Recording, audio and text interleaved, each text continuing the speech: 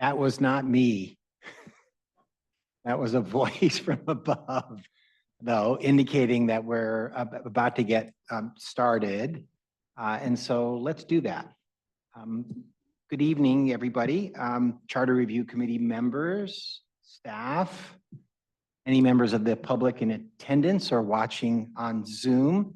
My name is Glenn Guggens, and it is my honor and privilege to be the city attorney for this fair city, the city of Santa Clara, and lead staff to this Charter Review Committee. I'm joined tonight in support of this meeting and this project by two lawyers from my office, Sue Reuter to my left, who's the chief assistant, city attorney, and Jen Byers to her immediate left, who's an assistant city attorney here. I'll ask them to introduce themselves a little bit more, later on in the process, but very grateful to have their support. It's going to be a major team effort of all of us and my internal staff and a lot of staff people throughout the city to work on this project and bring it to fruition. Also supporting tonight and deserving of much thanks is Amy Escobar, who's a management analyst with the city manager's office immediately to my right. She, along with Maria Lay from the city manager's office, really handled the logistics of getting this set up, of getting food for you on this first night. Don't get used to it. We might not be able to do that every night, but didn't want you hangry, tonight, at least for your first meeting. David Knight, also, who just disappeared behind the curtain, is the Wizard of Oz for City Council Chambers, who's assisting with comms, and also from City Manager's Office, who will be doing a lot of coordination and support in our interactions with professional staff. Araceli Acevedo, Assistant City Manager, will be here and keeping an eye on me for the City Manager's Office. Since this is your first meeting, I'm really going to be performing a lot of the presiding officer, duties for tonight's meeting. That will not always be the case as soon as you appoint a chair and vice chair, which is on your agenda, for consideration tonight. So my duties in that regard will officially start with me calling this meeting to order and turning it over to Amy for an official announcement regarding the hybrid nature of this meeting. Amy.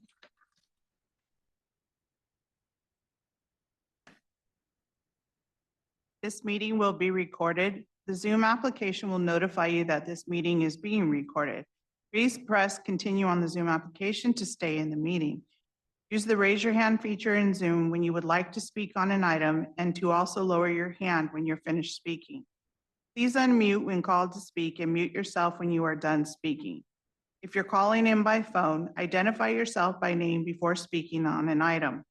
You will press *9 on your phone to raise and lower your hand, and you will press *6 if you are participating by phone to unmute. Very good, thank you. That, of course, message wasn't for you. You are participating here live, and the way that you are able to speak is by pushing the button on your microphone. When it turns green, it's on, and when it's red, it's usually a good idea to have it off, when you're not speaking, to avoid background noise. And so your first opportunity to try out your speaker will come with roll call. So I'll turn that back over to Amy, and please state your presence here when she calls your name. Pat Nicolai, Holly Ree Roberts, Bernard Tanzi, Mohammed Naveed. Here. Tom Brooks. Here. Joseph W. Sosinski, excuse me. Joe. Oh, okay. I will notate that you are Joe. Eric Crutchlow. Eric Crutchlow. Crutchlow, thank you. Bert Field. Here. Steve Kelly. Eric Jensen. Mark Oakman. Here, that it's Beckman. Beckman, okay. Susan Peters. Here. Lauren Diamond. Yeah, I'll note for everybody that Lauren Diamond did communicate, with us, and she was unable to attend this first meeting as she was out of town on pre-scheduled travel, but she is watching us via Zoom because of Brown Act restrictions, on her participation. She'll not be deliberating or voting tonight, but she will get the opportunity to hear the presentations, and we'll arrange for her swearing in and get her fully participating at the next meeting. So Lauren, thank you for at least participating in the way that you can tonight via Zoom. With that, the next item on our agenda is the swearing in. And very pleased to have in his full swearing in finery from the city clerk's office, Deputy City Clerk Vin Nguyen, who will officially swear you in as members of the CRC and present you with your certificates. Vin? Thank you, City Attorney. Before we begin, I just want to thank everyone here for volunteering your time to serve the community. It's a big commitment, and so really we cannot thank you enough. Okay, let's go ahead and get started with the oath of office. So if you can please take out the manila envelope that the manila folder that I handed to you on the way in, and if you can take out your oath of office. And if everyone can please stand up and raise your right hand with me. So starting from where it says I and your name, if you can repeat after me. I, your name, do solemnly swear or affirm that I will support and defend the Constitution of the United States and the Constitution of the State of California against all enemies, foreign and domestic. That I will bear true faith and allegiance to the Constitution of the United States and the Constitution of the State of California. That I take this obligation freely without any mental reservation or purpose of evasion. And that I will well and faithfully discharge the duties upon which I'm about to enter. Thank you very much. If you can please sign on the line right underneath. And there's also a second copy in the back for you to keep.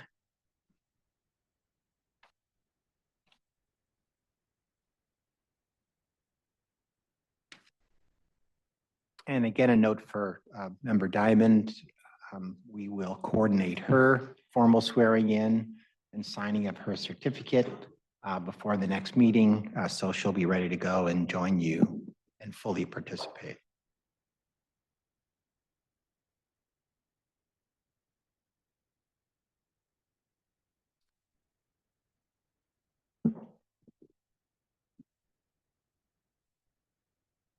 So some of you know each other. I know a few of you, but not all of you, and you don't all know each other. It was nice to see everyone introducing themselves on your own when you got here. But as we're going to be spending some time together over the next 9 months, I thought it would be nice for folks to introduce themselves. You can introduce yourself any way you'd like.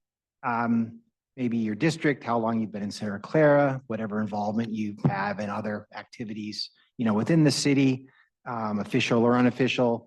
And then maybe most importantly, what made you want to have a role, on this committee? And then we'll have staff do the same, when you're all done. So maybe starting with Mr. Beckman. Okay.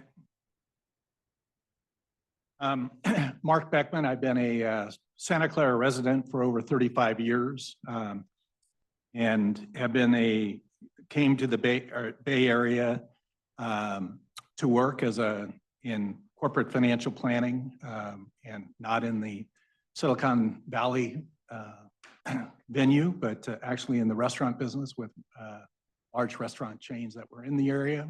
Not too many left anymore. And finished my last role as the VP of, or the CFO for Togo's Restaurants. I've been retired for about 3 years now. I've been very much involved with my community, especially St. Justin's Parish, St. Justin's School, the area Boy Scouts, raised my children here. So very much involved with everything kids were doing. I just strongly believe in service to the community, and when asked to serve, I said yes.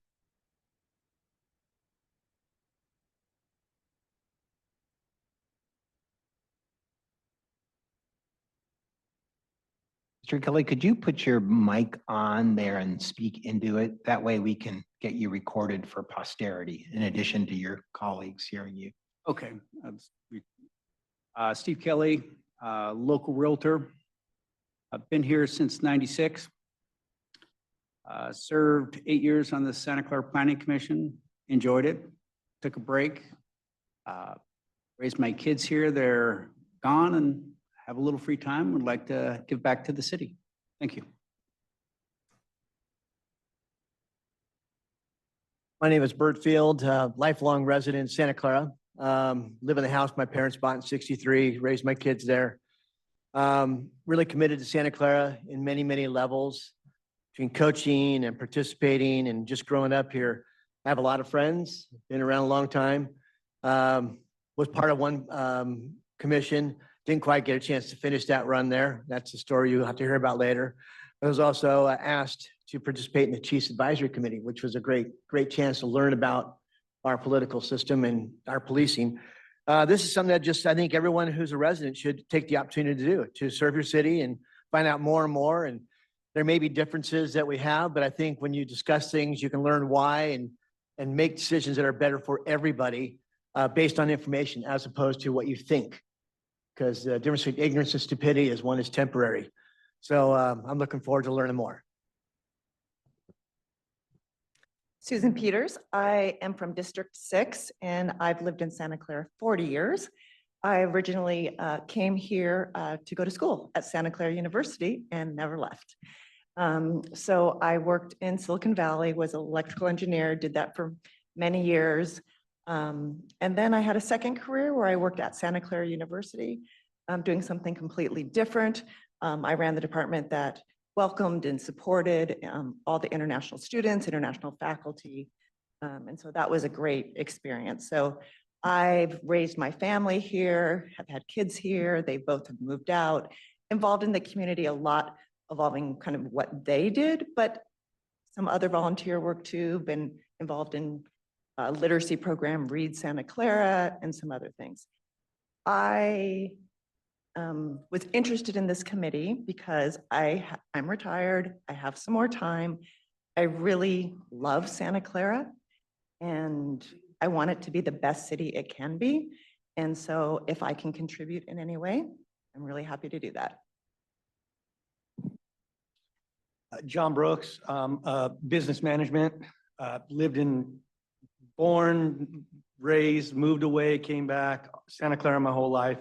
And I think just exactly what you said, and we talked about it earlier, but giving back to the city that's given so much to me is important.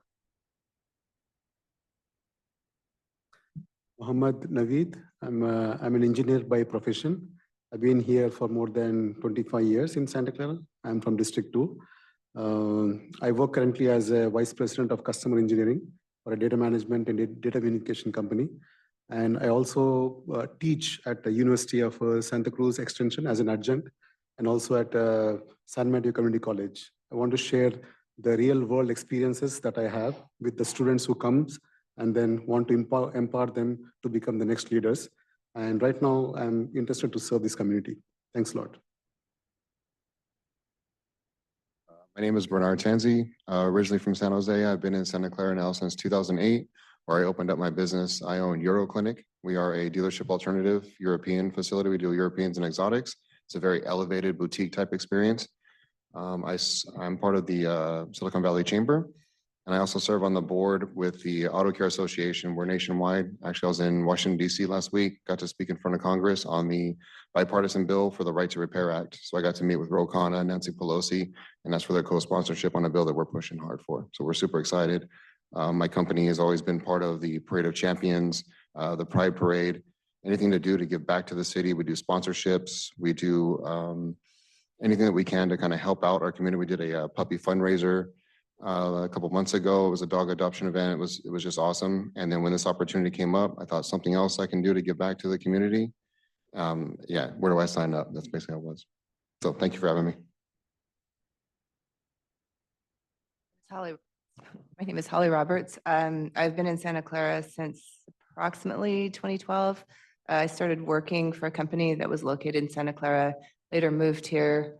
I am a software QA manager for a cybersecurity company. Very busy, business is good. And I've been involved a little bit in the city, coming to council meetings, kind of getting involved in the election process. And I'm sort of on neighborhood watch. I live on Hope Street. We have had a massive problem with dumping motorhomes. Yeah, so filming people illegally dumping, that's been fun. Oh, yeah, wanted to get involved, give back to the city. My name is Eric Jensen. I've been here for 25 years, electrical engineer and all. For that, I was in devices and semiconductor equipment. I guess I've been involved a little bit with some issues with the stadium back before it was built. Successful there, but now we have it. So I'm here to, I don't know, provide whatever, hope to be calm. Hope we can get some changes done that need to get done without.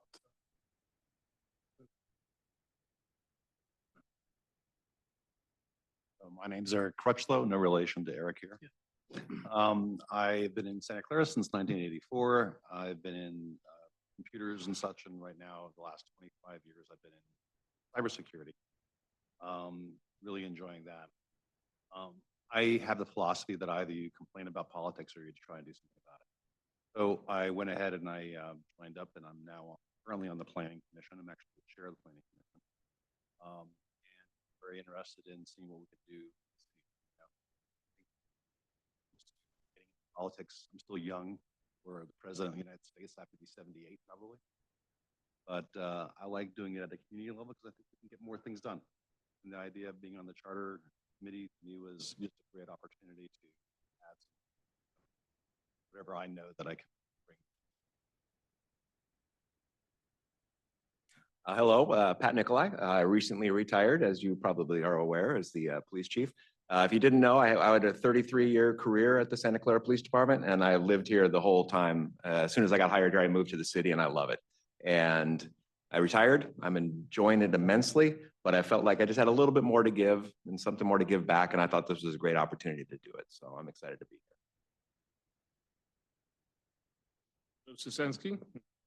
Joe Sosensky, a first-time political neophyte. I echo what Bert said about, hearing out both sides and coming together and making hopefully a useful compromise. And that's more or less where I'm at. And I agree with Eric that you can complain about politics or you can get involved. So that's what I'm trying to do here. Thanks.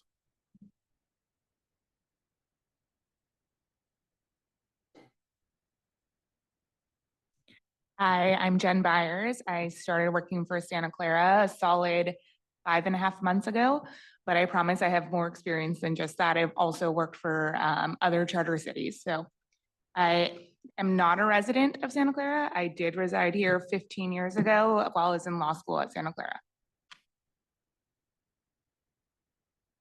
Good evening, everyone. My name is Sue Reuter.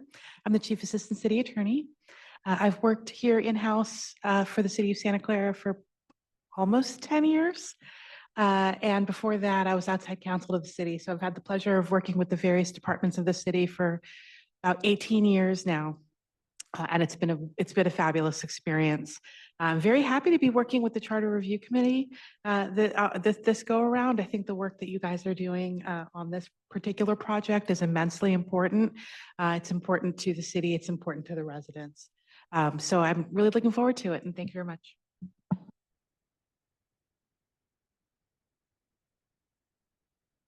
I am Amy Escobar, and I have been with the city for just shy of a little about 7 months. I did grow up partially in Santa Clara. I did live here prior to coming here a few years back. I'm from federal housing. Prior to that was in government and other elected officials' offices. And currently I am with the city manager's office and spend a lot of time on mayor and council and various committees, including this one.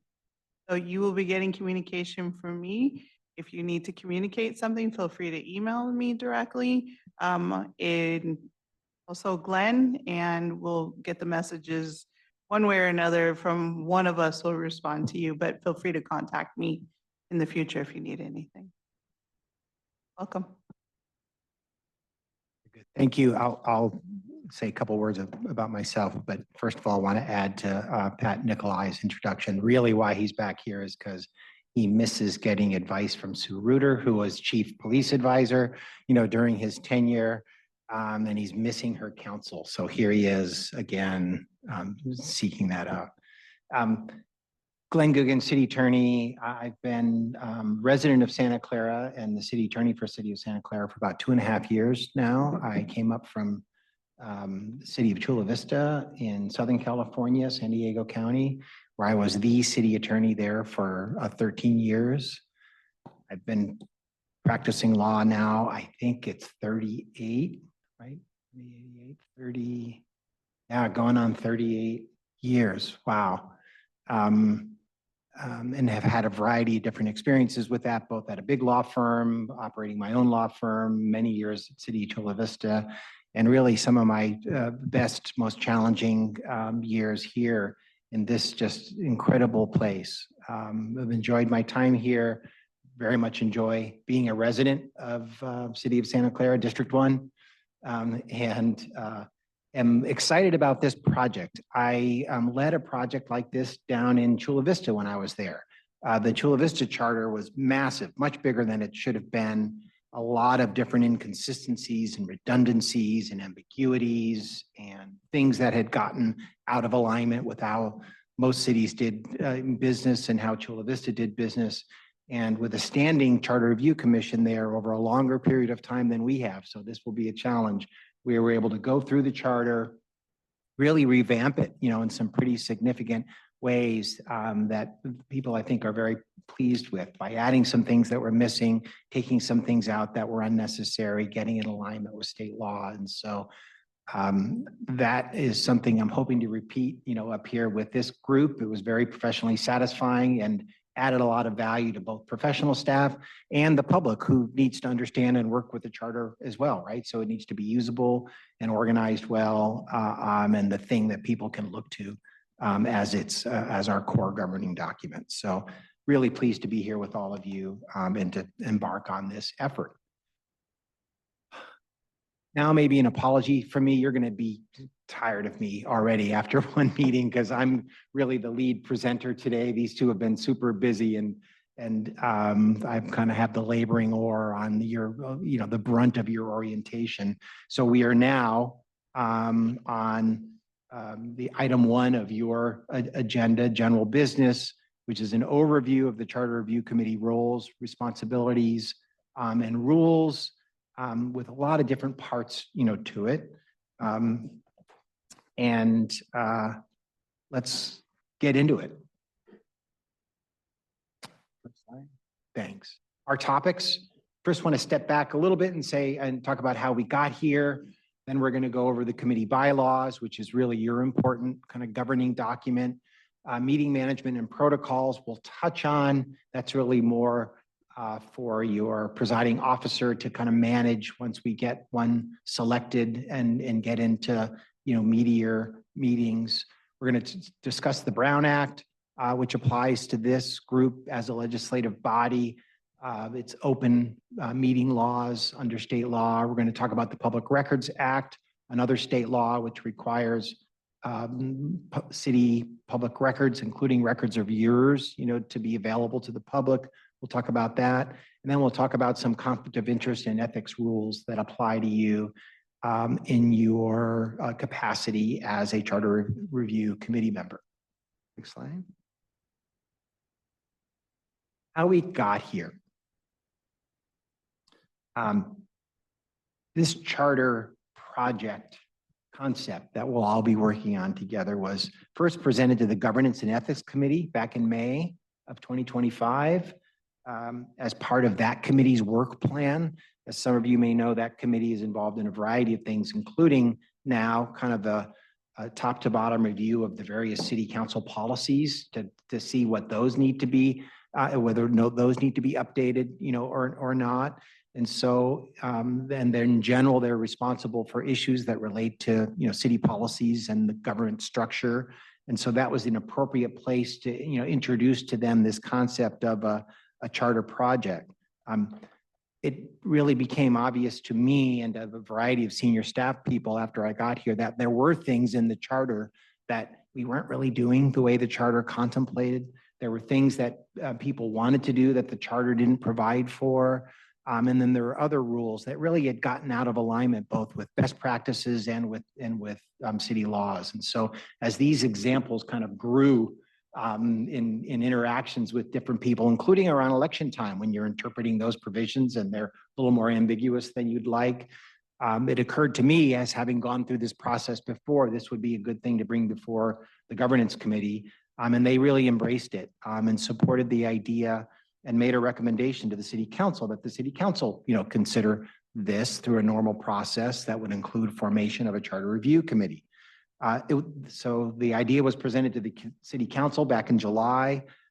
They, recognizing the potential benefits of the process, directed staff to take the initial steps to form a charter review committee for purposes of implementing this charter project concept.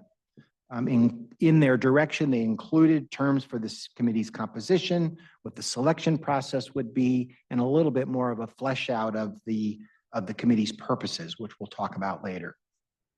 Staff then advertised the availability, as all of you know, because you noticed the CRC positions, and with the city clerk, we implemented a lottery selection process. Very gratified to see, without that much fanfare, for example, as compared to the Measure I, Citizen Oversight Committee, right? That was a whole big, campaign and measure that was voted on, and it was much more known naturally, to folks. They got a lot of applicants. We got a lot of applicants for this too. Exactly 71 people applied. 60 of those were qualified.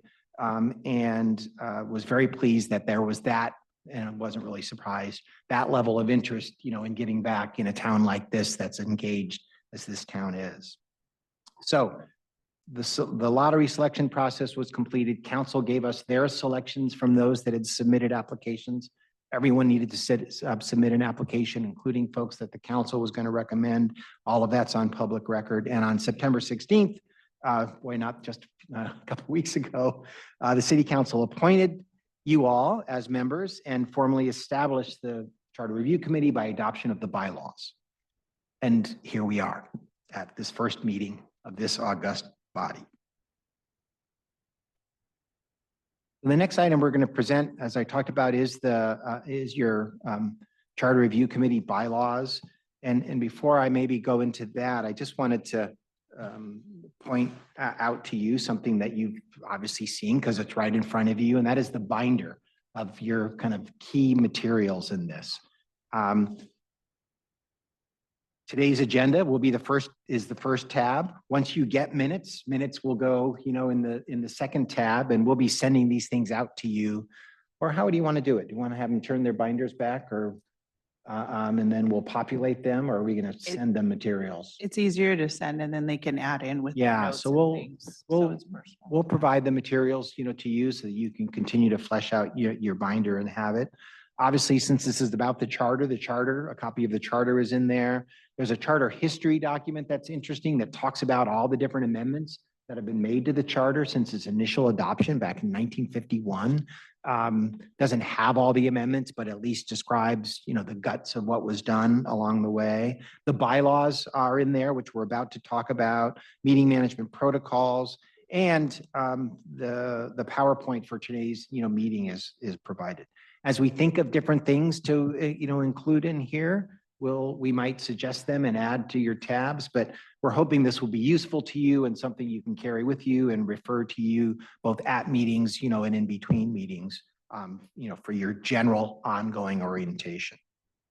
So back to the bylaws document, which you can refer to if you'd like. Really at the center of it is what the committee's purposes are. And I've got it here in its full form. I think I'm going to read it because it's, really what this is all about. The purpose of the CRC, short for Charter Review Committee, of course, is to work with city staff with input from the community to facilitate the implementation of the charter project.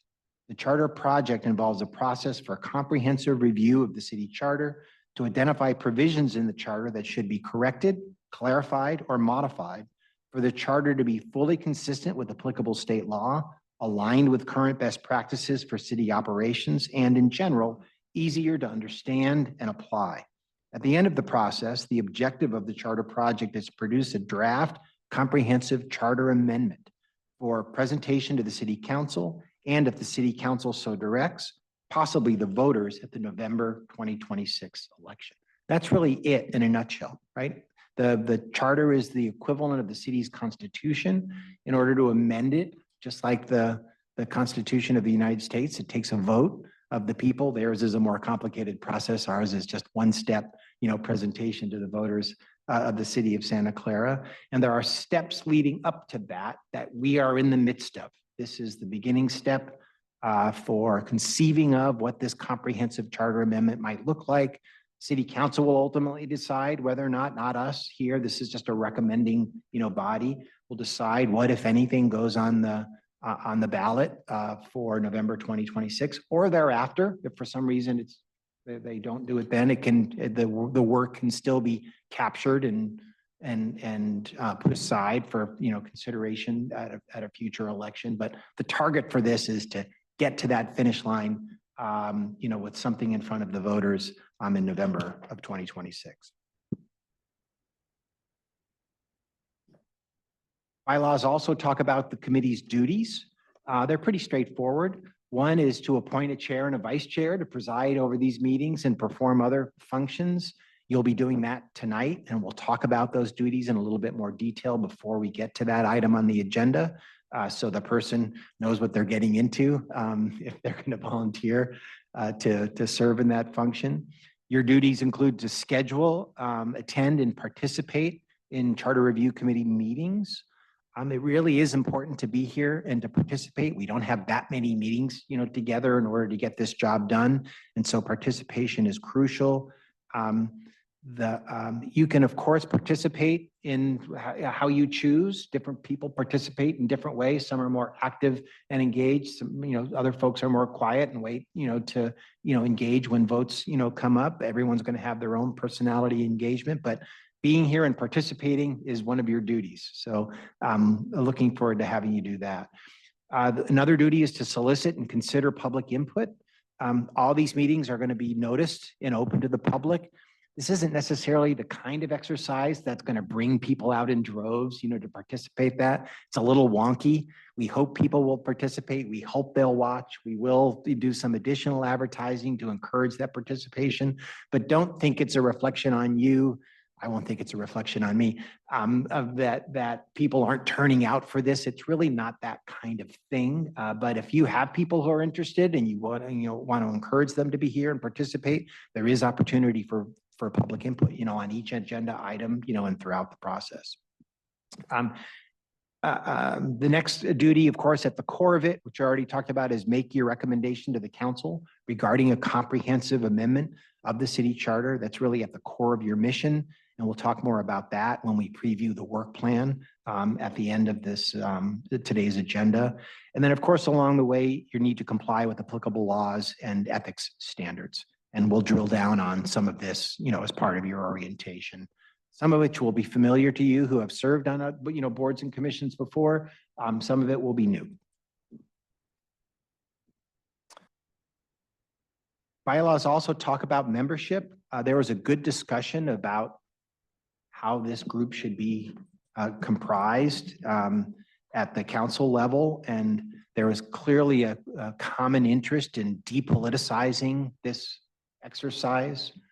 It's a political act to change the rules, right, that apply to governance, but you don't need to be political about it, right? There aren't winners and losers. It's what makes sense, right, in the operations of local government. And the council embraced that and really kind of came up with a hybrid structure as a result, with certain people being appointed and other people being chosen by lottery. 13 of you in all.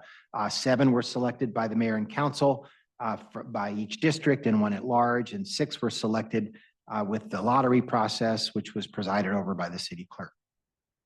Qualifications weren't elaborate. We wanted perspectives from, folks that were interested in general. People needed to be registered voters and residents of their qualifying district.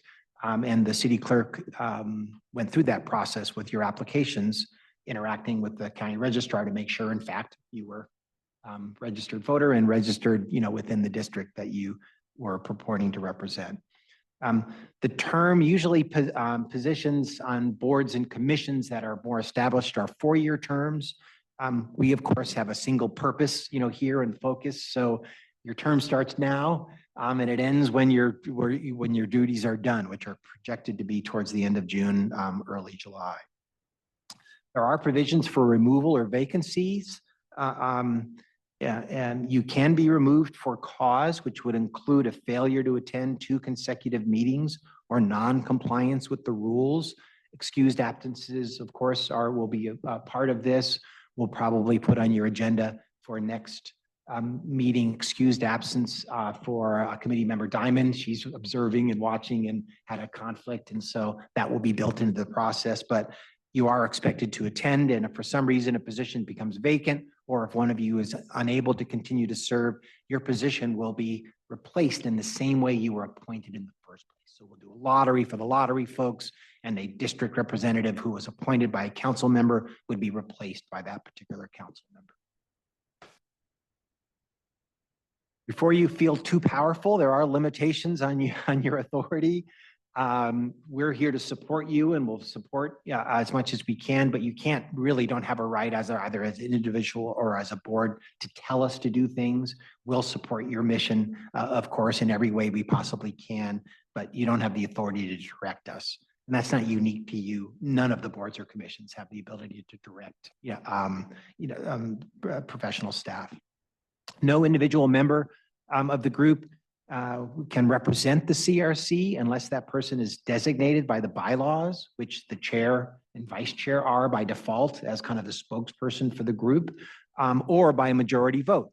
If there is some presentation that's going to be given to the council, either on an interim basis, not entirely likely, but possible, but certainly at the end, if all the majority of you get, hey, this person's a good person to present, what our recommendation is, the majority of you could choose that person, and that person then would be designated to represent you. But otherwise, none of you should be out saying, hey, the CRC thinks this, that, or the other thing. It's not part of your role or function to serve in that capacity.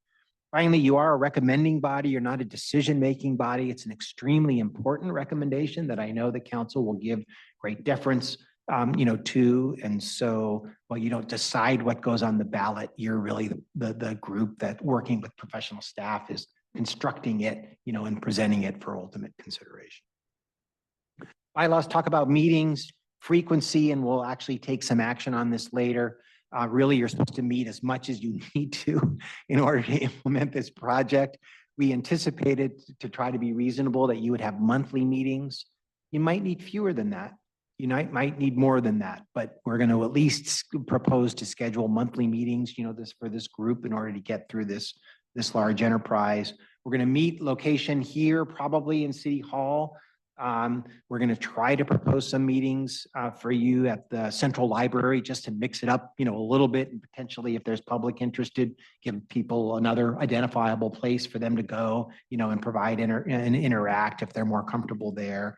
But it does need to be within the city, and that can be something to be determined.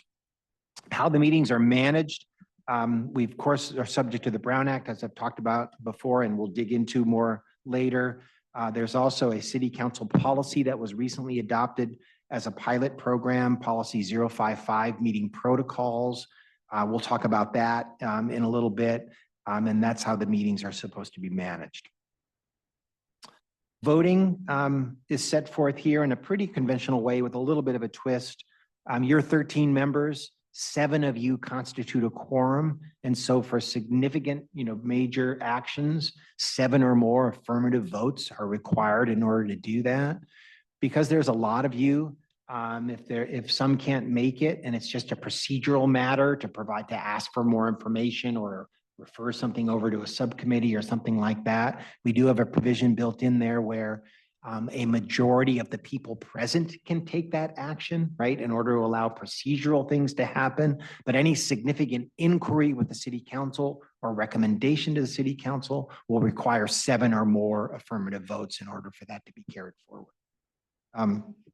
This next one is important, ad hoc subcommittees. We'll talk about that in a little bit more detail in the work plan. These are contemplated by the bylaws to facilitate review of the charter broken down into subsections. This is a big elephant.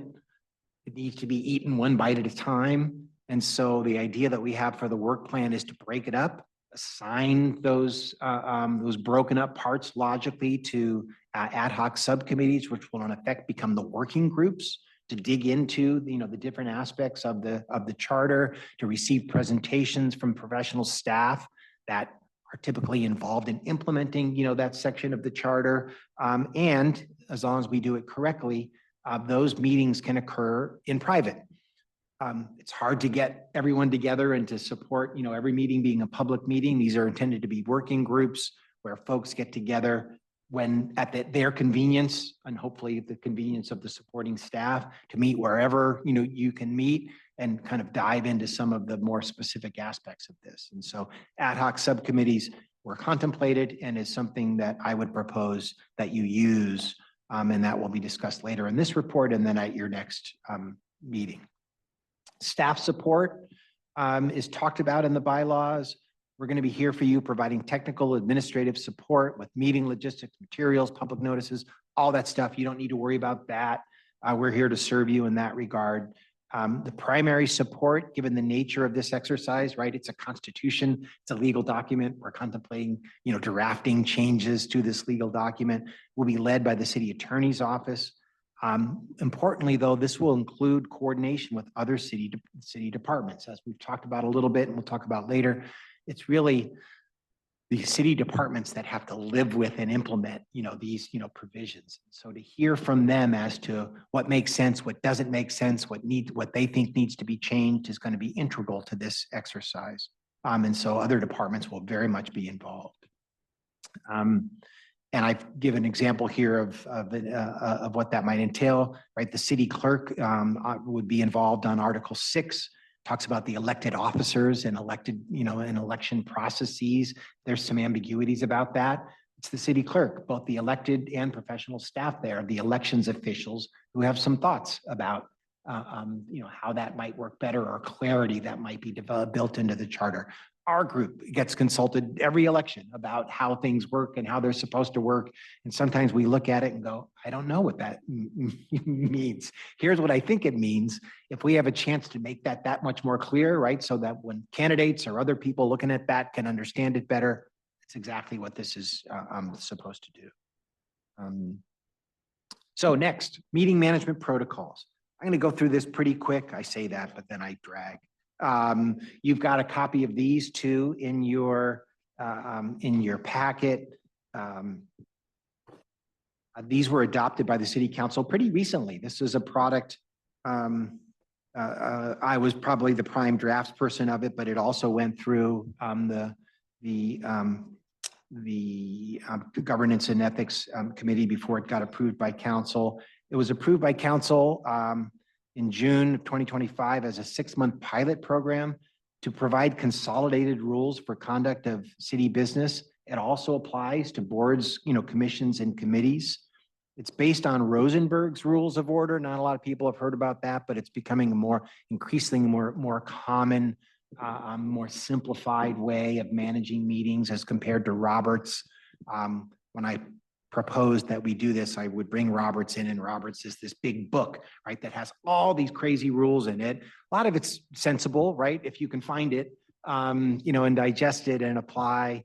But it really doesn't align that well with how government agencies work. It's intended for massive, bodies, not like, pretty straightforward groups. And so Rosenberg's is becoming increasingly more popular. It really is, though, when you look at it, very similar to Roberts at its essence and with current city practices. And so the bylaws contemplate this, as being a baseline for how you conduct your meetings. It provides for a chair with the duties that are prescribed, for the chair. It provides for an orderly process of the consideration of each agenda item, including consideration for staff presentations, member questions, public input, committee deliberations and actions. You're not going to be taking a lot of complicated actions, so a lot of this won't necessarily apply to you, but it could become very relevant, particularly as you get close to, making your formal recommendation to the city council. It provides for public comment on the same manner that public comment currently is scripted under City Council Policy 029. It's 2 minutes for agendized items and 3 minutes for general comment, but that may be adjusted depending upon the circumstances. Deliberations and motions are similar to Robert's Rules of Order, with a motion and a second required for a vote for most actions. Again, a lot of you, even if you haven't been on city boards or probably been on other boards and are familiar with the basic guts of this. Again, I think this is much more detailed than you're ever going to need. We'll help facilitate, its application, for your purposes, but it is a standard for how you're going to conduct your business. You should have it in your tab 6. Is it not in there? Very crafty of me. So I can run roughshod over you without these protocols applying. We'll make sure those are sent out to you so with punches so you can get that in there. You can at least see our good intentions with the tab and a place for it, if not the protocols themselves. Here they are. Here's what they look like, but you'll be able to get it.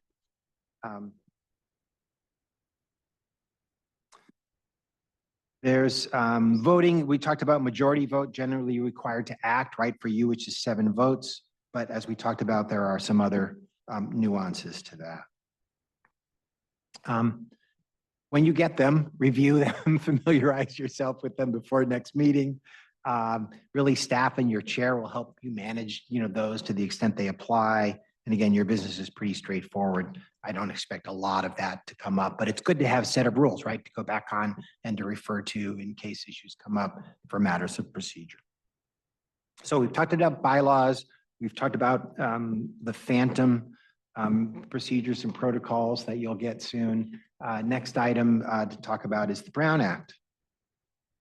Oh, let's stop. Sorry. I'm going to break this up and see if you've got any questions at that piece of the presentation. For example, where are the protocols was a good question. If anybody else has any other questions to ask, now would be the time for that, at least on this section, on stuff we haven't gotten to. Mr. Field. Can you put your mic on? Yeah. My question is, when would proposed meeting dates be published? So I can make sure I can clear up my schedule and be in town. Yeah, that is actually on the agenda tonight with a proposal for you to set at least your next meeting. And if there's enough consensus among the group actually to establish a basic schedule for your monthly meetings. So that's coming up. Stay tuned. Anybody else at this part? Mr. Crutchlow? Yeah, so in the beginning, when you talked about the purpose of the committee, are you going to elaborate a little bit more on that? Because it seemed pretty wide in many areas that I'm looking at it. And I would like to make sure that we understand exactly what we're going to be able to do and not do. Yeah, I think we will when we get to the proposed work plan. We can dive into that a little bit deeper. It's not to be more specific at this stage, but it really is intended to be a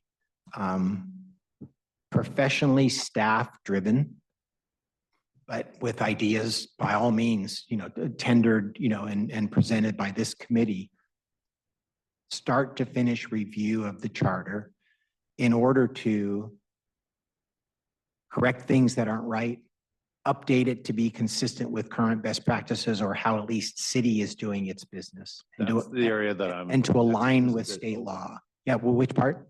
Well, that's, so aligning with state law or Yeah, federal law. You get that, right? Absolutely makes sense, right? Yep. Cleaning up some other language and things. from Yes. Past experience. That second one. Yeah, the best practices. That's the one where maybe at some point we could dive a little. Yeah, and we definitely can. Let me give you an example of that, which is one that's not new. It's one that we gave to the city council when we were talking about whether or not this project would add value or not. The charter fiscal section currently has budgeting standards and appropriation standards based on a single year budget. We adopt our budget in 2-year cycles. We need rulemaking that is consistent with how the city actually adopts its budget, not based on a 1-year, cycle. And so that's an example of bringing it up to, how we currently conduct business. An example of being consistent with best practices would be looking at the dollar threshold for what requires council approval with respect to a public work or a use of city forces on a project. Currently, if the city wants to use its own forces for a defined public work project and the value of that project is over $1,000, the city council needs to approve that use of city forces for over $1,000. If there is a public works contract that we propose to let for over $1,000, it needs to be formally bid and the city council needs to approve that. For a city this size with the kinds of contracts we do, most would argue that's an absurdly low number. And so what would a best practice be? Well, that can be talked about. It might not even go in the charter, right? The charter might change it to concepts with, what's defined as the appropriate line implemented by ordinance. That's actually how we did it down in Chula Vista when we had a similar problem. Their numbers weren't as absurdly low down there, but they were still very, very low. And so that's an example of the kind of thing where that professional staff goes, we have to write all these staff reports, go through all these processes for these very, very small projects. There's no reason really for city council to be involved in that level of approval. The standard for non-public works, projects, for example, for city manager approval authority is $250,000. I'm not saying that's the right number. This will be something that will be studied and you guys will talk about and will be an ultimate recommendation for you. But those, I think, were a couple of good examples to give you a sense of what it will be. Yeah, very good. Okay, any other questions on that section before we jump into the Brown Act? Very good, let's do it. All right, how many of you have attended or suffered through my AB 1234 presentation? Chief, yeah, I think you were there, Bert, for at least one of them. Yeah, and Steve, yeah. Yeah, and that was enough. You never went again. Okay, well, for those of you who've done it, I have good news and bad news. The good news is that this is a much more streamlined version of what I put you through when we did the AB 1234 training. The bad news is one of the things I did with that to ease the burden is we had quizzes and we had interactive, fact scenarios. I think we broke for pizza in the middle of it. We're not doing any of that. So it's going to be shorter, a little bit more streamlined, but without the fun. But we do want you to familiar with these rules because they do govern, this body, and there are certain ones that we'll emphasize that you need to be aware of. So the Brown Act, quick background. It's named after a man named Brown, Ralph M. Brown, who was assembly member from Turlock, California. It was enacted back in 1953. In a very good, sincere, California's kind of state of the art in this area, as it is in a lot of areas, effort to safeguard the public's ability to obtain access to and participate in local government meetings and deliberations. The original statute was 686 words. I think the introductory paragraph to the current version of this is probably 686 words. It's gotten quite a bit more voluminous with a lot of different rules. It's now contained in Government Code Section 54950 through 54963. Please, if you really want to nerd out, dig into that. I'll provide you that to look at. But you need not. We'll help you with this simplified version. You don't need to be an expert, but you do need to understand some of these basic concepts. Core principles, really it's the public business should be conducted in public is, at the core of this. And so local legislative bodies, a defined term, can only deliberate and take action at public meetings, says the Brown Act. In order to give the public an opportunity to participate, they need to be notified in advance of all meetings, that the meetings are going to occur and actually what the items are on the agenda that are going to be considered. Your agenda today is compliant with the Brown Act and was posted 72 hours in advance, has all the other kind of disclosures on it and lists the items that we're talking about tonight. All your agendas will be like that. The public also must be given access to information and an opportunity to provide input to decision makers. For each of these items, including this orientation, remind me if I forget, it's a little bit different of a meeting. We need to ask, even if there's no public members here, if there's a public member who wants to make a presentation, ask a question, including on Zoom, and in the chambers. There are some exemptions to when things can occur in public, but they're fairly limited, and none of them, I think, will apply to you, except the ad hoc subcommittee provision. Next slide. The Brown Act applies to legislative bodies, right? That means the main governing body of a jurisdiction, which in our case is the City Council, the Stadium Authority Board, or the other concurrent agencies. It also applies to boards and commissions created by the council. Doesn't matter whether they're decision-making or advisory, the Brown Act applies to them regardless. Doesn't matter if they're permanent or if they're temporary, the Brown Act applies to them regardless. And this includes you, the Charter Review Committee. So that's why I'm talking to you about it.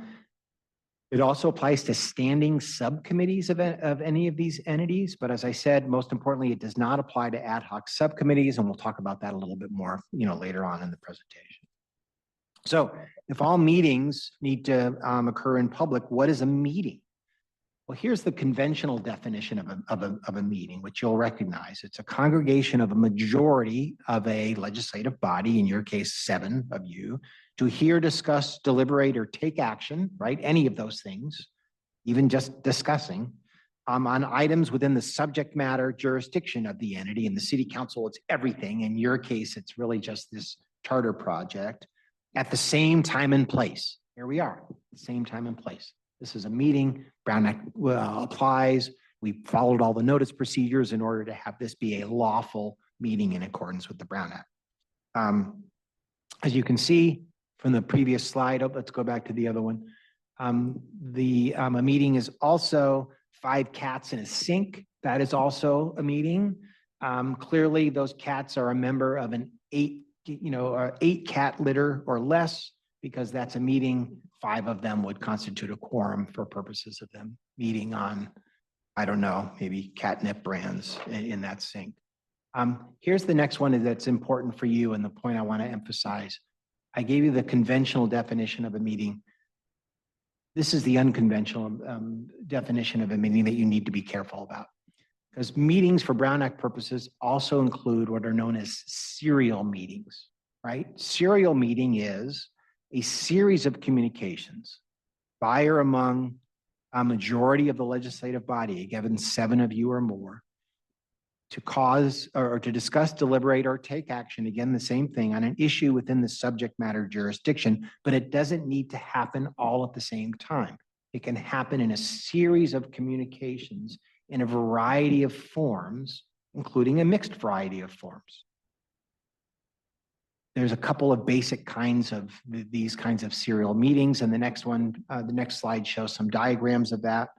One is a daisy chain serial meeting, and that is if one of you says something to another of you about a position you're going to take, for example, on a charter review, committee recommendation, and that person tells somebody else, and that person tells 2 other people, and that person tells 3 other people. When you get to 7, that was a meeting.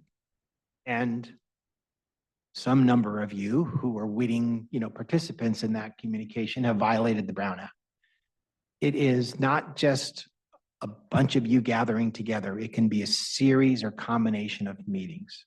Another version of that is a hub and spoke, meeting where one person has something they want to say about a matter within your subject matter jurisdiction. And that person tells, in this case, 6 other people separately or in a combination of meetings. They email 2 people. They meet for coffee with 3 other people. And then they, meet for coffee with 3 different people, at another meeting. None of those things happened all at the same time. But if they're about something within your subject matter jurisdiction, the combination of those communications, make a meeting. So we'll get to some tips for you, about this in a minute. Oh, we will do that on the next slide. This is something you want to avoid. The way you avoid this, if you're talking to a colleague outside this environment, right? In this environment, you can talk as much as you want about things that are on the agenda because this is a noticed public meeting. But outside this environment, when you're talking to a client about business, you may want to ask them who they've spoken with, because if they've spoken with a bunch of other people, you speaking with them, may create the serial meeting. You also want to be aware of intermediate communications between employees or agents on behalf of the majority of the members. That's really more on us. If we hear something from 3 of you and we then communicate that something to 4 of you, even though we're not on the body itself, we're in effect a link in the chain of this, serial communication, and we've now facilitated a violation of the Brown Act. If you need to communicate with members by email, it's a good practice to BCC the member so that that member doesn't inadvertently violate the Brown Act with the reply all. This is really more of a staff thing than it is for you. When we're communicating with all of you, we're more likely than not going to include all of you on a list that we're communicating to. We're going to BCC with you because in case you reply back and it's a matter of some substance, we don't want to inadvertently create, a so-called serial meeting and violate the Brown Act. There's a heightened risk for this with subcommittees, the ad hoc subcommittees that we'll talk about when we get to that. But does everybody understand this concept? I don't expect all of you to be, having that many communications outside this setting to run afoul of this provision, but we do want to make you aware of it because it's something we're very conscious of with the city council members. They're pretty good and conscious of it as well. And it's not something we want to run afoul of because we want this exercise and this effort to be beyond reproach, right? With no idea that a subgroup of you are meeting secretly, right? To come up with ideas about how this, this project should go or should be steered. And so a serial meeting or just an outright meeting of a majority or more of you outside a formally noticed setting is not something you want to do and you need to be careful about.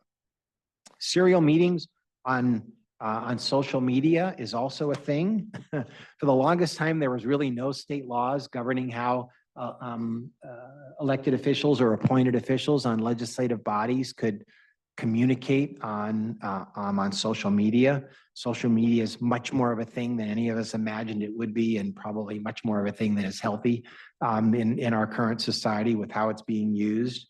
And there are now rules,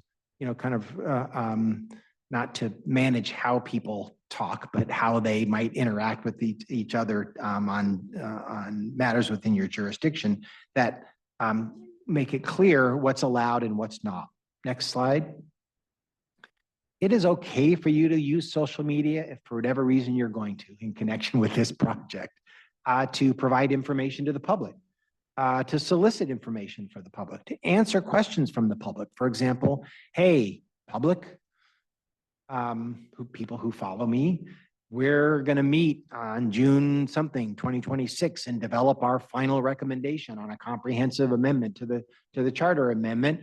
I'd like you all to come. And if you have thoughts about what we did or how you think we should approach it, that would be a good time to communicate. Great communication. Great communication. However, if you were to go on social media, next slide, please, and say, hey, I'm prepared to recommend in favor of this particular provision for the Charter Review Commission. I think we need I'll give you an example of something we'll be talking about, a design build, provision to allow the city to engage in design build procurement for public works. I support this and I think you should too. Not a good idea, because if any of the rest of you, first of all, you're saying how you're going to vote and making that clear to people. If others of you agree and you click like on that or even put an emoji on that, that's a happy emoji, a frowny emoji, or anything else, you've actually violated state law, even by commenting on it. Doesn't even matter if it's 7 of you or more, even by commenting on that on social media, because the power of social media, the state law has decided you violated state law. You do not want to violate state law, in this or any instance. And so you definitely want to be wary of any kind of communications you might have on social media, should you choose to do that. Yes. With respect to social media, will we have a official social media account or accounts for the committee? You will not. We were not going to set that up for the committee. We were not going to give you separate email kind of addresses for the committee. That's actually a lot to maintain, for staff. We will have a web page though that will have, Q&A. We'll have status reports about where the meeting, or where the committee is, and it's in process, inviting people to come along and including information there.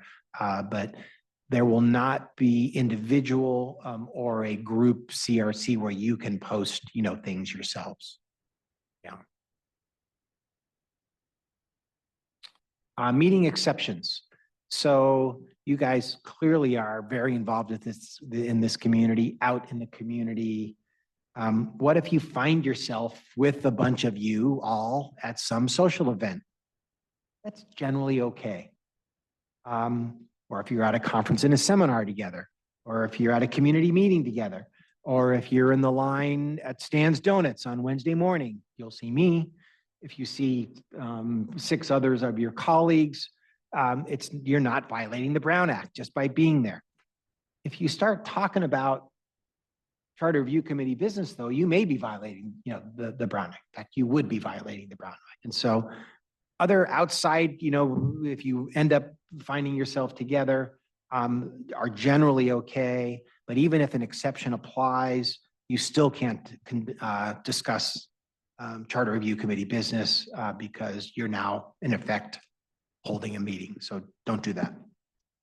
Next slide. Meetings, agendas, and materials.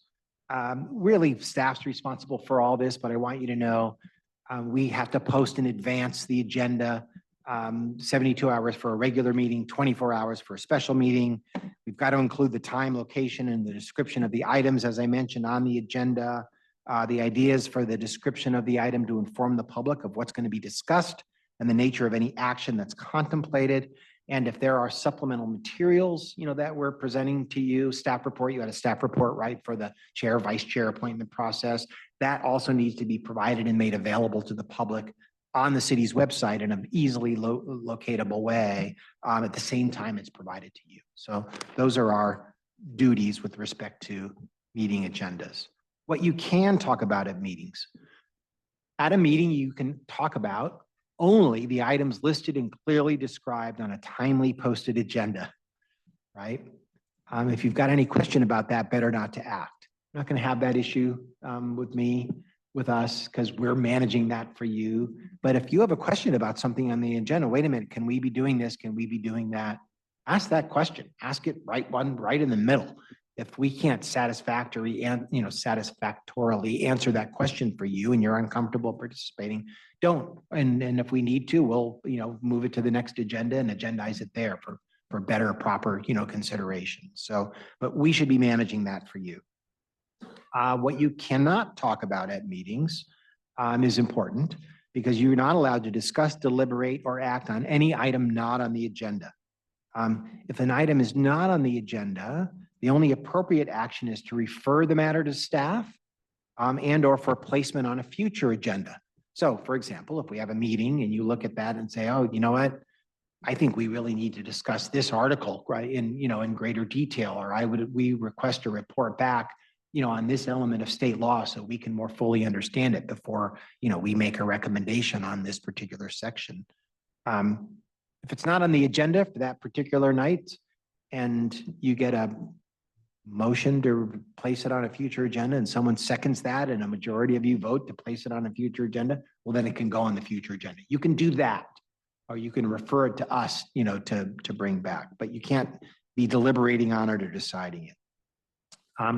If there's a member of the public who presents something and asks a question regarding something that's not on the agenda, a brief response is okay, or a comment, but in general, you're not supposed to interact with people, even if it's brought up in good faith by a member of the public, if it's not agendized for your full deliberation and discussion. There's exceptions for emergencies and urgencies. We're not going to have that here. It's just on there for your information. Although if we get close and we're not done yet, we might have to declare an emergency or call some extra meetings so we can get done. Rights of the public is really important. But again, it's really for your information. We're going to manage that for you. Public is allowed to come and address you. They don't have to identify who they are or where they live, although we frequently ask for that because it's helpful information, but they're not obligated to do that. They can even record this meeting with their own, pictures or audio or video. We have to have the information available to them, as I mentioned before, so that they have the same information you do, unless it's confidential, which really won't be an issue with you. And then a variety of other different things here. They also can, criticize or complain about you. I don't think they will. They will. But people do at City Council, as you all know, and that's absolutely an individual's right. And First Amendment protections apply in that venue. Remote participation is a thing, and it is something that we're set up to support. There are some technical challenges with that. So, and I think all of you being here physically is better, but there's only so many meetings, right? You all have different lives. We want to be able to, for you to be able to participate fully if possible. And there is provisions for that. But it's got conditions. Under the general rule, remote participation is only allowed if the member's location is actually posted on the agenda and then at that location, and that the public has access at the location you're at to provide public comment. Kind of absurd, but that's the rule in general. And you've seen council members who have done that, right? Even when they're at hotels out of town, we give them the agenda, they post it in advance. There's other rules about how they have to talk about nobody being there, but there is ways for you to participate under the general rule. Fortunately, there are a couple of exceptions, emergency or just cause. Emergency is a real true emergency, and it's not likely to apply to you in your circumstances, but a just cause could apply. For example, if you're out of town on city business, or if you have a personal health issue and you can't physically attend without potentially infecting, other people with whatever you have, or you need to attend to a sick family member, somewhere. There are some prescribed so-called just cause exemptions under the Brown Act that as long as we have a heads up about that and can manage it, we could set you up for remote, participation. In all of these cases, though, we can't have so many of you participating remotely that we don't actually have a quorum of you here present, participating. And we do have to have two-way audio visual, both the audio and the video need to be working in order for you to be able to validly participate. All of this is under the Brown Act. And all of the votes that are going to be taken at that meeting, you guys aren't going to be taking a lot of votes, but if you do, need to be taken by roll call. So we are set up to support remote participation. Being present is better. There are rules and conditions that apply to it. If for some reason a meeting is set, you really want to participate, but you want to participate remotely, contact us as soon as possible, and we'll try to manage the logistics of that for you, either by posting it on the agenda or helping you identify whether or not a just cause exception applies in order to allow you to participate. A lot of rules. Joe, what were you thinking when you got into this? Well, I was thinking about the same thing, but as long as we're doing slightly absurd hypotheticals, if I have a sidebar with Pat and we ask Eric something and so on and so forth, to the point where we reach 7 people. We're like, oh, we all think that. Then none of us shares that with the public by turning our microphones on. Is that a serial meeting? That is not an absurd, proposition at all. And it is in effect a form of serial meeting that ought to be discussed and disclosed publicly. Yeah, instead of a sidebar with Pat, relatively harmless. But a sequential sidebar that gets you to 7, that would be a serial meeting and technically not held in public because it wasn't part of a publicly observed, communication. Ad hoc subcommittees, we've talked about it. I'll talk about it a little bit more. Under the Brown Act, ad hoc subcommittees are not subject to the Brown Act if they're comprised of less than a quorum of the main body. You're the main body. An ad hoc subcommittee of you can be lawful and not have to comply with all the Brown Act provisions if it's less than 7, of you. Boy, when you get up close to that, though, that creates a lot of risk, for serial communications because that group just needs to talk with one other person. So we usually don't go to that close to the line with ad hoc subcommittees. So comprised of less than a quorum, no third-party members, needs to be a subset of you. You can't, even if this person's fantastic and would provide a lot of great insight, you can't have a expert, say, for example, if we're talking about public works, you can't have a contractor come in and be part of that subcommittee. You can have professional staff, we're exempt, but you couldn't include as an ad hoc subcommittee a third-party member. It needs to be of a limited duration. The safe harbor is 6 months. I usually allow it as long as it's less than a year. And you need to have a specific scope of work. It just can't be a whole range of subjects. It needs to be kind of a specific assignment for a specific duration. That's what allows you to be an ad hoc subcommittee that's exempt from the Brown Act. On the slide here, you'll see it doesn't elevated serial communication risk. Ad hoc subcommittee members need to avoid discussing matters within their jurisdiction with other CRC members who are not on that subcommittee to avoid an inadvertent Brown Act violation, right? You can see how that might happen. If there's 5 of you and you talk, and 2 others of you come, to that meeting, that in effect is a meeting of the entire board, right? Not of just, the subcommittee, and it's no longer exempt. So results of conversations at a subcommittee that are in effect recommendations or presentations to the larger board should be saved for communication to the larger board when you get at a full meeting. That's how you manage that. You can't be, communicating, between subcommittees because you may inadvertently create a serial meeting. So there's so much more in the Brown Act. Here are the resources. I think I gave you the guts of what you really need to know. But if you're a glutton for punishment, and this publication is really excellent. The link here will get you there. You can, I don't think the hyperlink will work on your hard copy, obviously, but you can copy it and paste it into a browser, and it should work. As important as anything, and I'll say this about any of these rules here, contact us. Will contact me. It says the city attorney address here. You can contact me at my email address. You've all got it now, I think, because I was CC'd on a variety of communications to me. If you have a question, email me, that question, and I'll get right back to you. Yes. Ms. Roberts. I do have a question about. And I think we're at the question section. So there we go. Yes, very good. So slide 20. Timely. Slide 29 has, under the second bullet, it has participation, but it's got LHO over the participation word.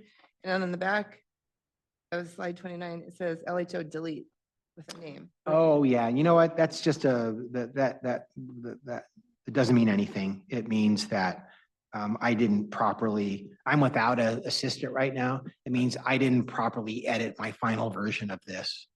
To remove that. That shouldn't be on the copy that you have. Sorry, QA. Yeah. That what that is LHO stands for lesson in humility for me and not giving you a clean version of this. Other questions on this section, Brown Act? Oh, we'll keep going. I warned you were going to be hearing a lot from me. Oh, I'm sorry. Yes, sir. With regards to the seriousness aspect of it, what is the penalty if something like that were to actually happen, whether it be to the members of the committee, et cetera? Yeah, very, very good question. There are provisions in the Brown Act for both civil penalties and if the act was egregious and intentional criminal penalties. I'm going to Sue's smarter than me about this and can give you specifics about that, or we can follow up with the specifics of it. But it is enforceable by the Attorney General, and it can subject the individual person to civil or, again, an egregious case, criminal penalties. I'm not aware of any criminal case for a violation of the Brown Act. Are you? But civil penalties are meted out, from time to time where those violations occur. So do you have any more specifics on that? I'll just say that the general process by which a Brown Act violation gets challenged does allow for a time period wherein the body can essentially correct the violation. And so that's generally the way that these things play out. If it's determined after a meeting that prior to a meeting, there was communication that constituted a violation, and that communication was not disclosed during the course of, or preferably before the meeting started, that would be a Brown Act violation. But the way to sort of fix that is at the next meeting to make that disclosure. And sometimes that would involve re-agendizing the item that had been acted on before and give the public an opportunity to comment and be advised of what the nature of the communications were that were at. So that's kind of how most likely it would play out. Yeah, and that would fix it if someone was challenging the action that was taken as violating the Brown Act. It would not necessarily fix an individual's, liability or being subject to civil or criminal penalties. But Sue's right. It usually doesn't come up in that context. It usually comes up in the context that she's describing, that where someone is arguing that, for example, an item wasn't properly agendized and the council acted on it anyway. The cure opportunity that Sue described would be invoked. And if you didn't want to fight the person, about whether or not it was lawful or not to do what you did, you could simply more formally agendize it for your next meeting and act on it then. And that would in effect validate the action. So Brown Act violations can subject the actions that were taken to legal challenge and the individuals involved to potential civil and criminal penalties. Anything else? So don't do it. And I know and the trick isn't usually that people do it. It's inadvertent, right? And if it's going to be an inadvertent violation, more likely than not, right? No one's going to chase you, down and try to punish you, for it. But it's as much as anything, and this, those who've taken my AB 1234 training will remember this. The real punishment is it compromises the integrity of the process and the reputation of the city and the individuals involved, right? I want to assist with overseeing, a process that follows the law, all of the law. And when we don't, people question every aspect of it, and there's not a lot of trust, in government and individuals in government, these days, in some cases rightly so, but in a lot of cases unfairly. And a good honorable process we want to keep, as fully compliant with every aspect of the law. And so that's why we train, right, in order to not have you end up inadvertently in some kind of pitfall. Yes, Mr. Crutchlow. That's one thing I want to bring up because due to the wonderful training that Sanders given the Planning Commission. Yes. Not necessarily sidebars where they go serial, but there was some training that went on. Like if you start talking in sidebars and saying, well, I really don't like this or whatever, before the question even comes up, that also is something one has to be careful of, correct? It is, but probably not in this context, to be honest. Sanders' training with all of you is particularized to when you are making quasi-judicial decisions. In that case, there are enhanced due process protections that apply to the people who are both advocating for a particular decision and imposing a particular decision. And if you've pre-decided, right, what you think about something that's before you, before you've heard all of the testimony or based on testimony that's outside the public record that's in front of you, you are in effect risking violating the due process rights of the people that are either seeking the approval or are opposing the approval of particular action. And that becomes a basis to legally challenge that action because due process wasn't afforded. So you're absolutely right. In your context, that is a matter of great import, and that needs to be managed. You are not acting on quasi judicial matters here. You're acting on legislative matters, and so there's less concern about ex parte communications and due process as it might affect a third party.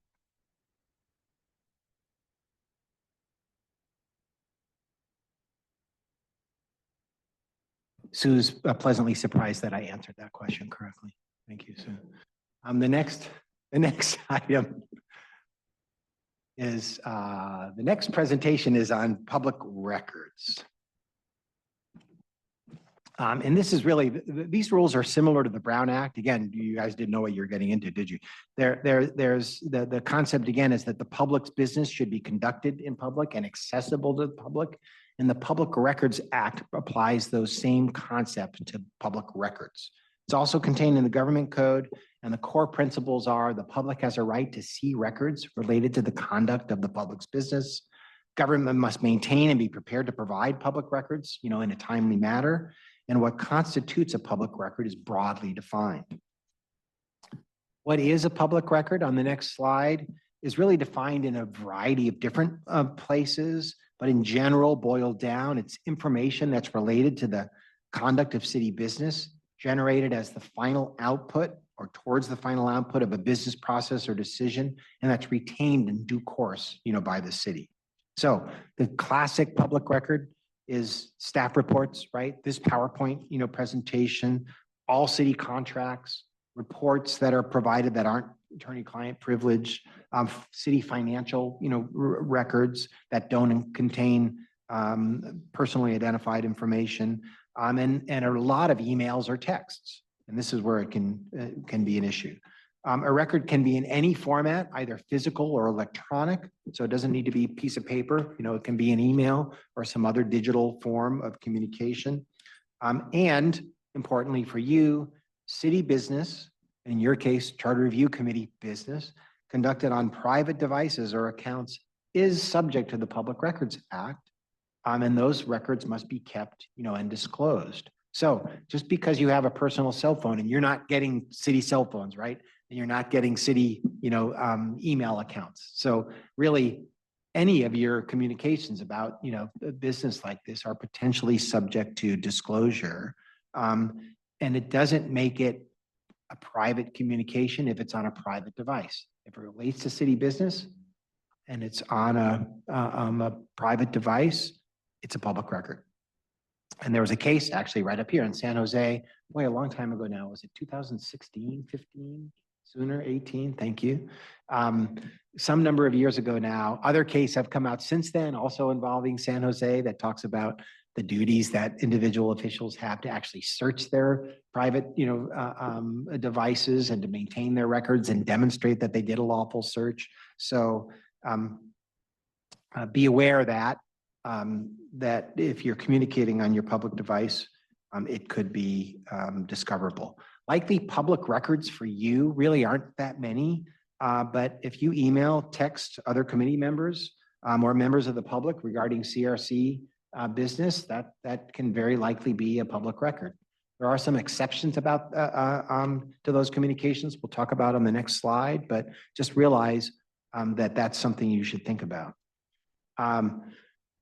What's not a public record? There's a lot of things here, but I highlighted the ones that potentially could apply to you. Personal email addresses or phone numbers, right, aren't public records. You didn't sign up for that, providing that information. Drafts or working copies or transitory documents or notes. If you're taking notes, here to yourself or at home about, what you think about things, those don't need to be turned over. That's part of your deliberative process, right? In developing a decision, it's not a final record of anything. It's just you noodling, and that's protected in order to protect your in effect deliberative process, which is the next one here. Those records may also be exempt. good example of this is if you did a Google search, for example, about a particular thing that we are studying, you do not have to turn over your search, records. That's you trying to find something out, right? And to educate yourself. It's considered a deliberative process document and need not be turned over. Non-city business, for example, personal emails with friends or family members that only incidentally mention the Charter Review Committee are also not public records because it doesn't relate to the conduct of the business. If you say something, hey, I had a Charter Review Committee meeting, the presentation was exhausting, but nonetheless, I'm excited about, participating in that. I would argue that that is not, the conduct of city business. It's just a personal observation that you're making. So Public Records Act tips. You do need to be prepared. If a request, I'd be very surprised if a Public Records Act request is made for any of your records in connection with this exercise, but it could happen. Be prepared to promptly disclose records if requested. You should think about communicating carefully, especially in emails with their understanding that things you say are disclosable if they relate to the business. If asked, you need to search every place, that might possibly contain that record. Communications on your private devices must be maintained 90 days after the record is generated and disclosed upon request. There's a good guide for this that we didn't include in your book, but the more important thing to do here is to consult with us again. If for some reason a Public Records Act request, comes in for your records, consult with us. We know you're not used to it. We'll guide you through it. It's highly unlikely, but just wanted you to be aware that this is something you need to do, and maintain and may need to respond to theoretically.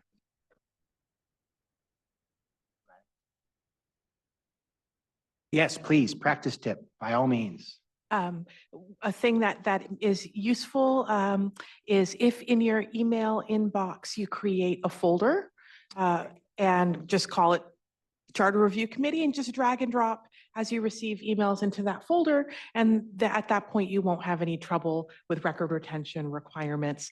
I'll also note that while the slide does say a 90-day record retention period, there are a number of different types of communications that are subject to a 2-year minimum retention period, even if that exceeds the time of your committee, the duration of your committee. So again, please, in the event anything like that comes up, consult with the city attorney's office. Thank you. Very good. Thank you for that. Okay, questions on Public Records Act? Okay, I have one. So when we went through this, when I was on the Planning Commission, we basically refrained from having anything in our personal email, but in this case, it's not going to be possible. But if we're notified of like meetings, that's not, according to you, something that's public records, unless we are discussing something about that meeting, correct? The notification itself is not something that we have to produce. It's just any correspondence going back about that meeting, correct? The notice of the meeting actually would be a public record. And it would be disclosable really from us, to you in the primary case. But if someone asked for you, what notices have you received about meetings of the Charter Review Commission? I would argue that is a public record that you would need to disclose. The interesting thing that you've touched upon that actually is an exemption under the Brown Act is communications regarding schedule of meetings actually are not serial communications for purposes of Brown Act. You can actually schedule. I could communicate with all of you about scheduling a meeting, and as long as the communications back and forth weren't about a substantive item on the agenda, then that would not be a serial meeting violating the Brown Act. But a communication to you that schedules a meeting of this group, I would argue would be something, if for some reason somebody asked you for that, you should produce it. Thank you. Other questions? Public Records Act. I want to jam through because I've had you here for a while, and I do want to get to your appointment and a preview of your next meeting. Applicable laws and ethics is important, and the bylaws contemplates kind of the rules that you need to abide by. It's in section 3.5 of your bylaws. They're pretty basic things that make sense, right? Intuitively. Don't make or influence a city decision involving city authority under the terms of the charter, which benefit a member's employment, business, or personal finance, or benefit immediate family member. Not even sure what that scenario, would be. I guess in theory, I'll use the design build again. If this group was contemplating adding a design build, provision to allow the city to do that kind of procurement, and your son, your spouse had a business that was in the design build business and would be expected to probably bid with the city on that. Is that the kind of thing that you might want to consider, recusing yourself from because it clearly feeds into, a close family member's business opportunity? I would say yes, right, as my ability, but I don't think there's too many circumstances like that that are going to come up, but something for you to be aware of. You also shouldn't use your CRC position to obtain future employment or any other personal remuneration or benefit, or advantage. I'll use Stan's again, because being on the Charter Review Committee will have a lot of cachet out in the community. If you go into Stan's and go, I'm on the Charter Review Committee and we're doing some real important stuff, and I think you should give me a free dozen donuts because of that. That is an improper use of your position on this august board to derive a benefit for yourself. And I don't think it's going to translate in any of those ways, but something to be aware of.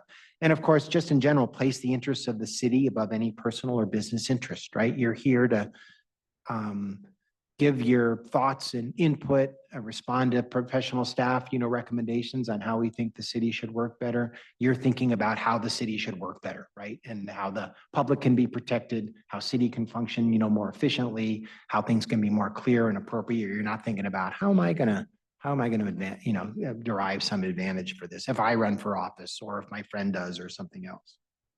There's other reference to really good City of Santa Clara ethics and values documents. I'm going to spin through these, very quickly. There's a cross reference to it at the end, but it really is just expanding upon these basic concepts in your bylaws. You're supposed to, even as a volunteer or an appointed member of a board, be ethical, professional, service-oriented, fiscally responsible, organized, communicative, collaborative, and progressive.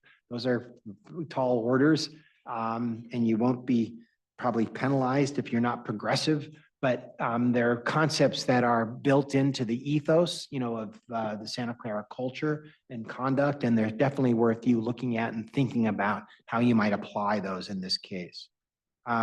There's also the ethical behavior is defined in practice in another one of these documents. Being trustworthy, truthful, making impartial decisions, being fair, providing equal opportunities, showing respect, using your title, again, one of the ones that was referred to in the bylaws.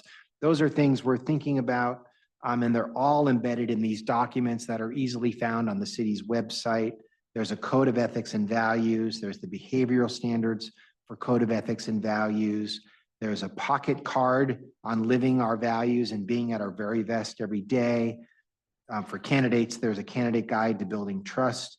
And then there's living our values documents. A lot of good stuff in there, way too much for me to give you a lecture, on here. It really is that the core of it all is putting the city's interests, above your own. And so I would encourage you to look at that site that's provided there and get a better sense of what those responsibilities mean in public service. Regarding conflicts of interest, again, not really the kind of committee that's likely to implicate, conflicts of interest. But if you think you have a conflict on a matter, like the example I gave or anything else, that just doesn't strike you as being right or that you're not comfortable participating in on a matter that's in front of you, contact us and we'll talk it through with you. That's what we're here to do, to help you kind of sort those things out. If a conflict's identified, you have to, and you're not going to participate in that, you have to recognize that it's not just you not being able to vote on a particular thing. You're not supposed to participate at all You're not supposed to discuss or deliberate on that matter with any of your other colleagues because that's potentially, if you have a conflict, you influencing the outcome of that matter. So be aware of that. It starts from the very beginning. If the matter comes up at a Charter Review Committee meeting, you need to identify the conflict that you have before the item's discussed. You need to say you're going to recuse yourself from that item, and then you actually have to leave the room while that item's being discussed. Those are rules that apply in the event of a conflict. Again, we're not thinking there's going to be a lot of those circumstances here, but be aware. Any questions on that?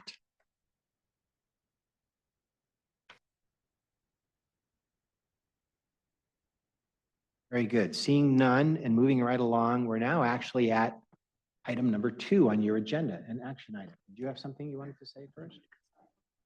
Oh, thank you. Yes. Is everybody going to, who remembered?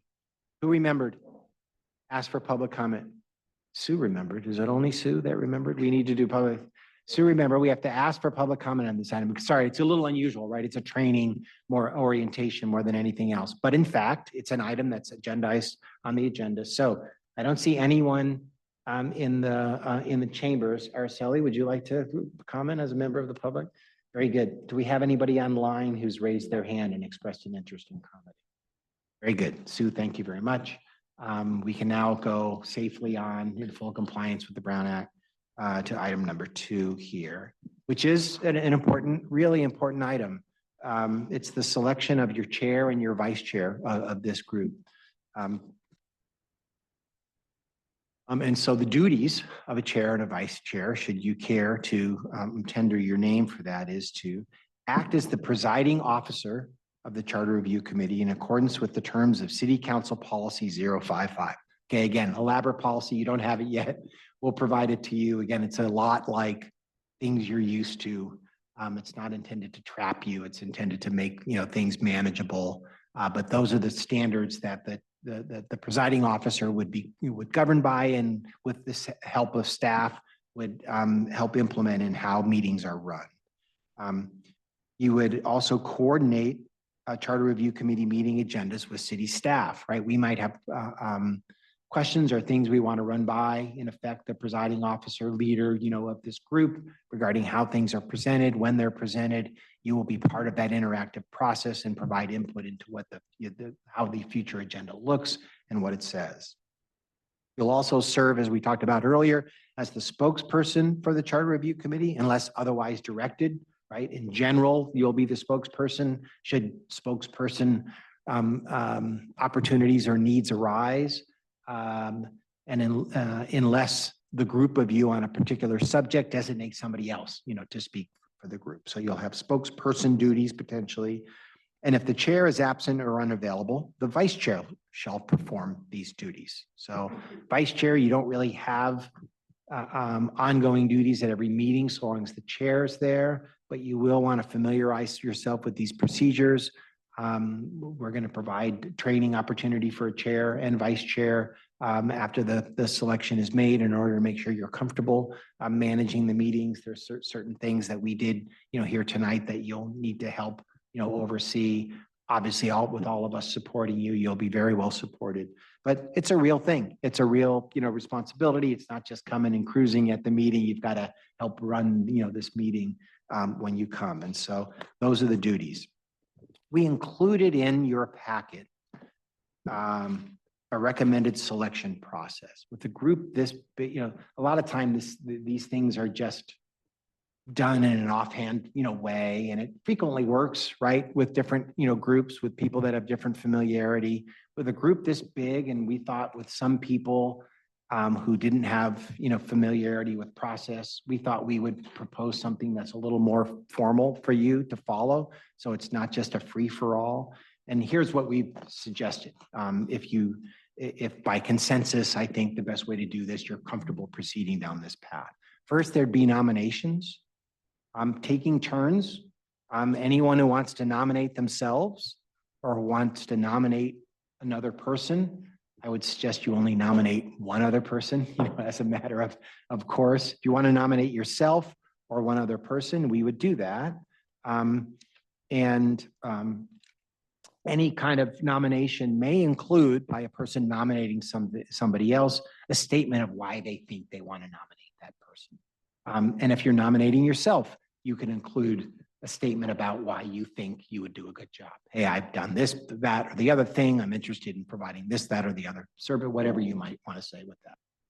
Then after all the folks that are nominated are identified, we'll keep a list of them. We'll open it up to anyone, and no one has to say anything, but if anyone wants to say something in support of a particular candidate for the chair or the vice chair, you'll each be given an opportunity to say that.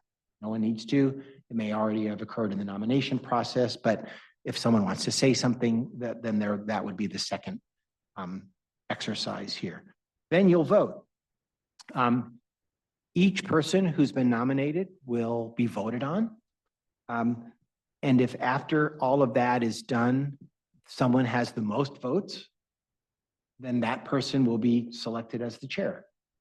If there's a tie, the people who were less than the tie, number, there'll be a revote, right, with respect to each, person who got the most votes. It's okay to vote for more than one applicant. You get to vote on, if you think any number of different people might be good, you can vote on more than one person during these rounds. It's okay to vote for yourself. There's no conflict of interest in voting for yourself, for the position. Already talked about the tie-breaking rounds. When you've done that for your chair, you'll do it again for the vice chair. If you were expressed an interest in being the chair, you don't have to run for vice chair. If you didn't express interest in being the chair, you can now express interest, in the vice chair. And at any time in any of this, you want to withdraw, just withdraw your name. What was I thinking? Or I see the way the vote's going. It's not some formal thing when you put your name up. You've got to go through the whole process. And so that's kind of a little bit of a formalized, thought about how to go deliberately, go about doing this to get to a good result in a kind of an efficient way. I'm looking around to see if is there consensus of the group to follow this process. And if there is, we can proceed with that process. If someone would like to do something in the alternative, that can be proposed as well. And the group can vote on that and choose an alternative as well. Just a question about questions. I mean, these are all statements. If someone is running for the office, will there be just a chance to ask them a question? Multiple people. So I think you're suggesting that in addition to a statement of support segment, could as part of that, one or more of you ask questions to the applicants. I can see incorporating that into the process. Yeah, and I think it would be at the statement of support stage. And, obviously you can ask as many questions as you want or of the type that you want, but we'll probably want to keep that focused, right? And potentially the same question to every applicant.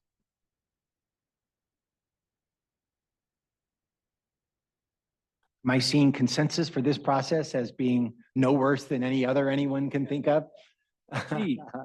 Very good. And so I'll run it again to try to be efficient about it. This is the nomination phase.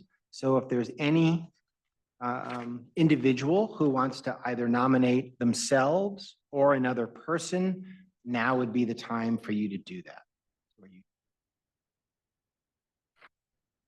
I would like to nominate Pat for chair. Okay, Pat. This Pat? Yeah, I'm teasing him. Very good.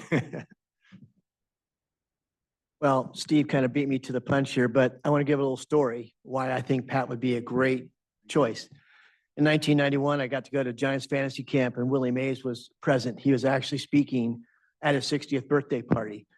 And in that room was Orlando Cepeda, Juan Marichal, just Hall of Famers. When Willie Mays spoke, everyone listened.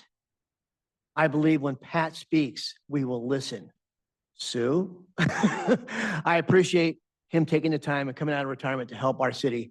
So I would also like to nominate Mr. Nicolai. Good. Yes, and I didn't say this, but multiple nominations of the same person are okay. I second that. Another nomination, very good. Want to give everybody full shrift to be able to nominate somebody Sure, else or go ahead nominate and let's yourself. Nominate somebody else. I mean, make it democratic, right? I'll Very nominate good. Myself. Very good. Eric Crutchlow nominates himself for chair. Do you want to make any statement about that? Sure. I mean, I run the chair right now in the planning commission and I'm very familiar with the process. And I think one of the things is that anybody has seen the planning commission. We try and do a very good job of making sure that everybody gets heard. We try and work together to come up with a solution in a common sense way. And we try and make sure that the applicants, whoever come up, that they are heard and that we try and work out anything that, we can to make it easier for them to get the things that they need. So very familiar with that process, not just there, but I have run other boards and such.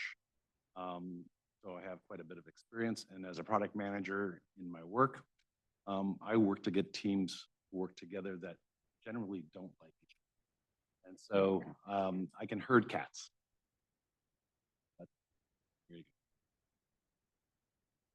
Very good. I'll also nominate myself, Joe. Very good. I also thought I would be Pat's only competition, but I'm glad Eric stepped in. I'm a patent attorney by trade, so I'm used to extracting ambiguity from legal documents.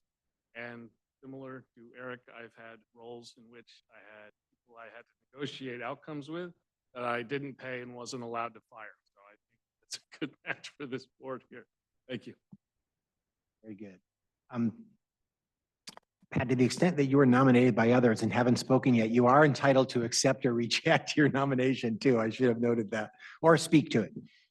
I'm happy to accept. I've enjoyed my time with the city. Obviously, 33 years. I've run many, many meetings.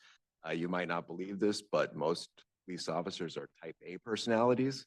And so I'm able to run a meeting with, 100 police officers that all have their opinion that they think is right. And to be able to come to a consensus on that is something I'm very familiar with. I'm also very familiar with working with the city attorney's office, specifically Sue. I'm a little disappointed I can't order her around, but I'll let that go. That's right. That was a limitation on your authority. Yes. Yeah. Maybe we can change that with a motion. It wasn't it wasn't because of you that it's in there, but.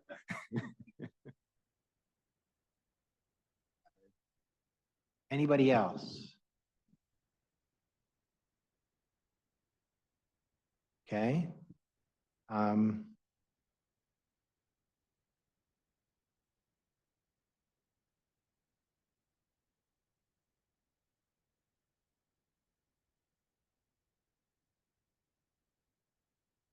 So, are there any other folks who want to make statements of support or ask questions to this slate of candidates before we go into a voting?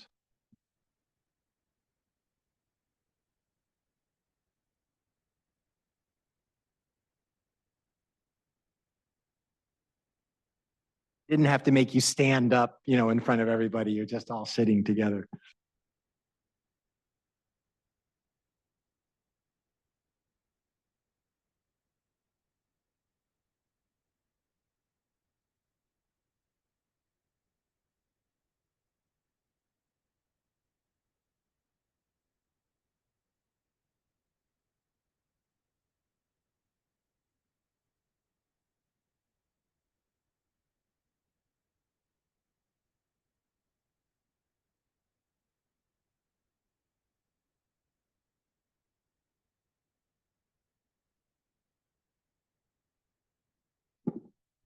Very good. So what we're trying to do is figure out who would, what the order of the vote would be, who gets voted on first. It was nothing crazy.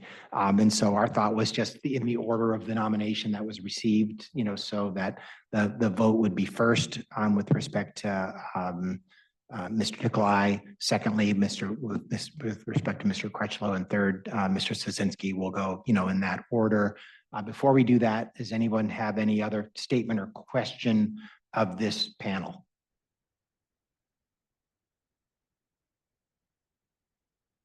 Okay, so initial votes for Mr. Oh, yes, sorry. Sue's reminding me of public comment.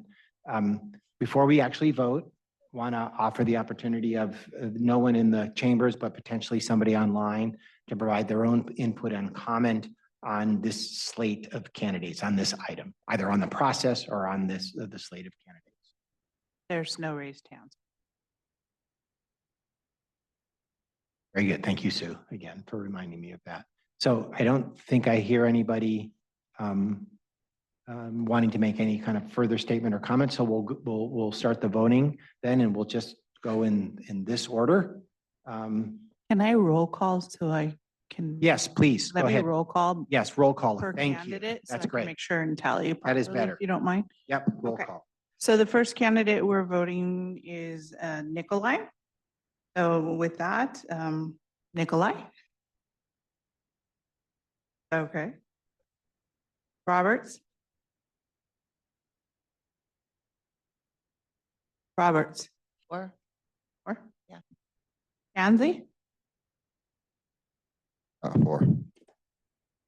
Naveed, So it's either. It's a yes yeah, or no. Oh, yes or no, but you'll be able to vote on each candidate. So this is Mr. Nikolai. No, yes, Yes? he said no. No. Okay. Brooks, 4. Lisinski,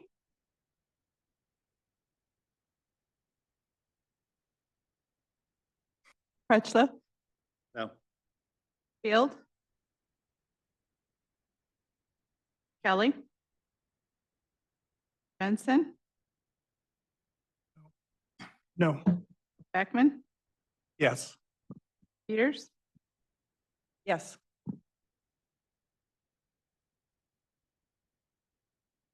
And that's it. Ms. Diamond not participating. That's everybody.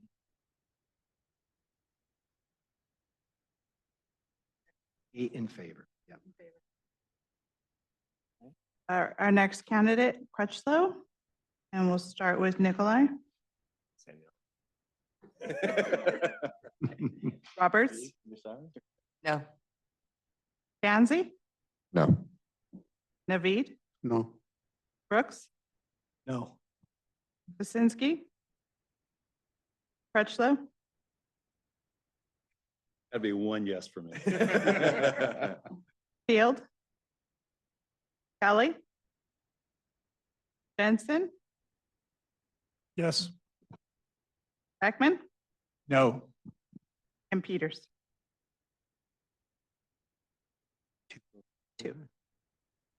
Two votes in favor of Mr. Crutchlow.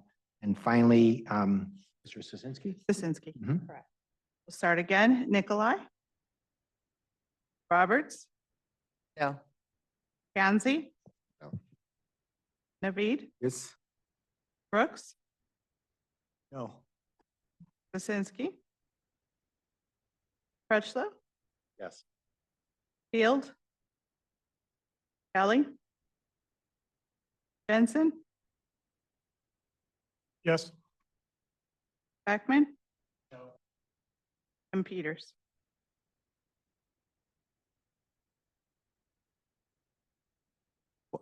Four. So we have 4 in favor there. So our final results are for chair, member Nikolai, 8 votes, member Crutchlow, 2 votes, and member Sosinski, 4 votes. And I will confirm the selection of this committee of Pat Nikolai as your chair.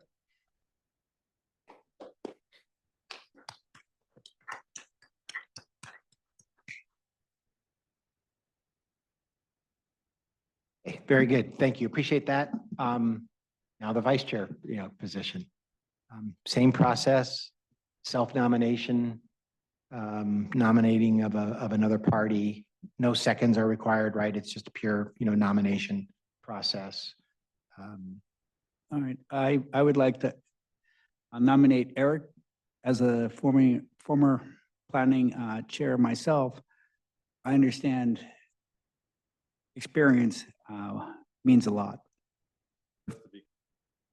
I was going to say, Oh, can you yeah, clarify which Eric? Eric. Crutchlow. Okay. thank you.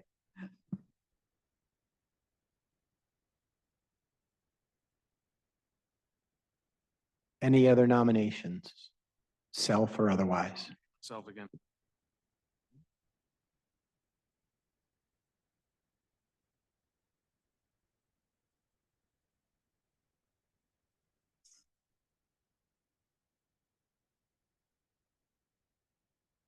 Seeing nobody else, now a time for any further statements, either by the nominated applicants or anybody else who wants to make a statement about their qualifications. Need not, but you can. It's another round.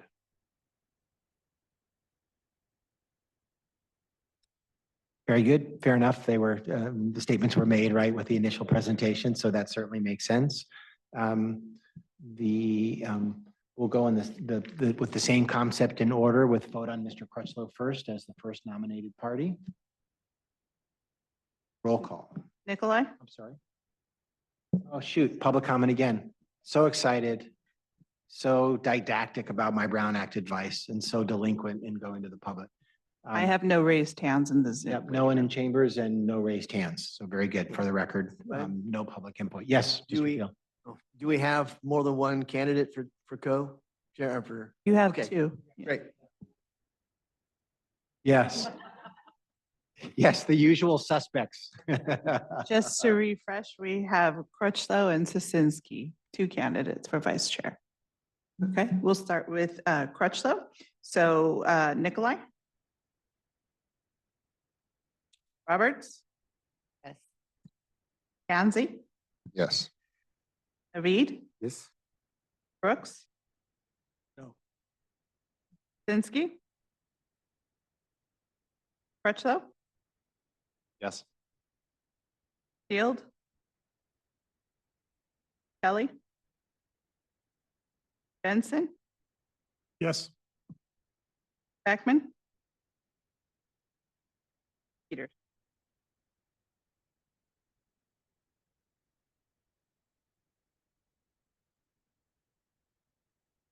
Noting we counted 7 affirmative votes for Mr. Crutchlow for vice chair. Okay, next candidate is Sasinski. Again, Nikolai? Roberts? No. Kanzi? Yes. Naveed? Yes. Brooks? Yes. Sasinski? Crutchlow? No. Field? Kelly? Benson? No. Beckman? Yes. Peters?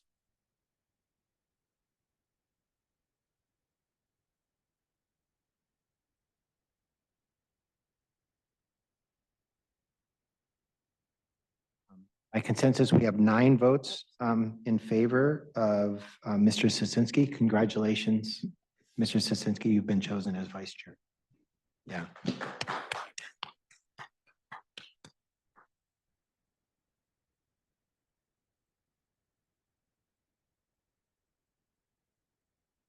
Everyone's patience. Moving along here to our next and final item of the evening, which is a combination of an action and a presentation. Action to schedule next meeting. An action to schedule future regular meetings of the CRC.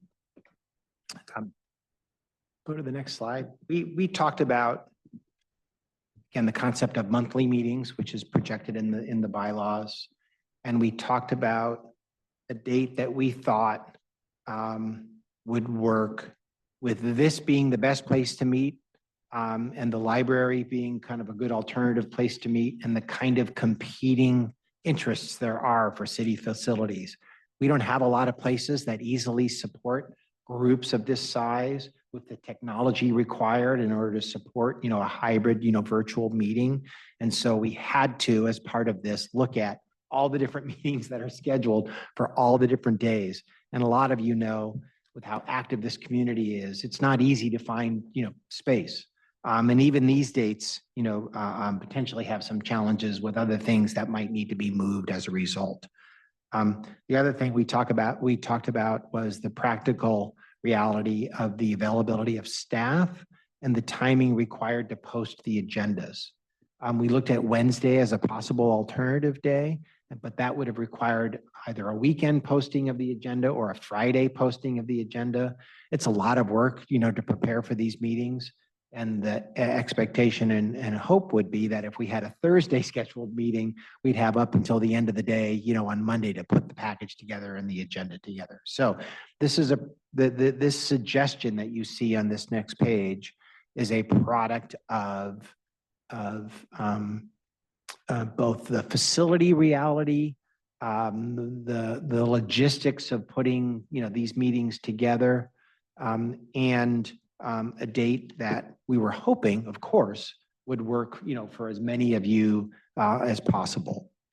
And so we threw out, right, for lack of a better way, with all of that, this idea of having your regular meetings occur on the third Thursday of every month. For the next meeting, that would mean October 23rd, right? Not that far from now. We've got a lot of work to do even for that one. And thereafter, November 20th, December 18th, January 15th, February 19th, March 19th, April 16th, May 21st, June 18th, with potentially a need, depending upon where we are at the end there, right, to hold one or two special meetings, right, in and around that time period if we need that in order to get over the line. So not expecting everyone to love this. I'm not expecting everyone to be able to say, yeah, I can make every one of those. Hoping though that there's, a general consensus that, you can make this work for the most part, but really is something that we need to work on, together. And so if there's different competing views and enough of you say, I just can't do a lot of those meetings, we can go back to the drawing board and try to, find something else. We at least probably want to schedule your next meeting. And if October 23rd could work, that would be great. And potentially, if we go through, a calendaring, look harder at what the available dates might be and potentially go through an interactive calendaring process with you between now and then, we might be able to come up with, alternative dates. Mixing and matching dates isn't great. We really are trying to come up with some kind of consistency on a month-to-month basis. And again, that's why it's proposed in this way. So I'll stop talking and turn it over to anyone who has input, questions, comments, or challenges with this proposed schedule. I will say that due to my work schedule, Thursday is the worst possible day for me. Every other Thursday, we do a software release into production, and I am part of that. So I absolutely cannot get away. Yeah. I likewise have a similar conflict on Thursdays consistently. Let's make it 3. It's not that we meet Thursdays, so you know. Wednesday or Thursday on the, either these dates or the day before would work into my schedule. So I'm fine with it either way. If we have to push it back a day or two, that's fine by me. I have a conflict on the second and fourth Thursdays of every month. This is the third you're talking about. Third Thursday. Time also is 6 p.m. Yes, we're thinking 6 p.m. as a decent time. That's also open to discussion, but that also is, we're hoping mutually convenient for staff because it doesn't start too, much longer after a regular work day, gives us some time to, to prepare and doesn't have us going too late, right? Where we're all turning into pumpkins, late at night. So 6 p.m. was the hope on whatever day we end up choosing. Third option for a place to meet, Reed and Grant is a really nice room. It's big and can easily fit us. It's if you've been down there, it's a sports park.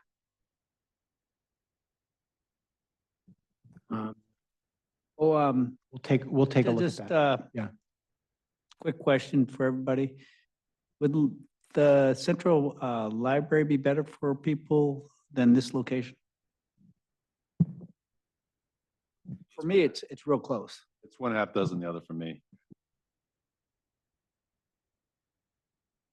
Yeah, the part of you, a couple of reasons why Central Library is proposed and no particular date is set for them is they have their own challenges and scheduling difficulties.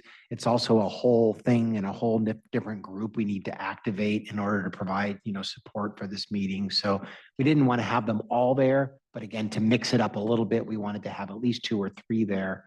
And to both change your environment and potentially change an environment for the public, to access that. So don't think we could do it all there. That would be too much for library staff to support. Yep. Yeah, we can potentially look at that too. Yeah. So some hard no's on Thursday, enough that makes me feel like I should ask for another day. Is the 3rd Wednesday. Planning Commission's usually. Next one's coming up. Is it, are you guys once or twice a month? Once. Once a month, but is it the 2nd Wednesday? I think it's the second Wednesday, yeah. I think next week is our planning commission meeting. Next week, that's the 2nd Wednesday, yeah. And So obviously that would be a room problem for you, right? 'Cause exactly. Yeah, exactly. We can throw out other groups potentially, but probably not the planning commission because I hear their chair is a bear. Oh, there's some other people on that committee that you have to worry about more than. And I'm just teasing you. I'm saying the 3rd Wednesday as a potential alternative.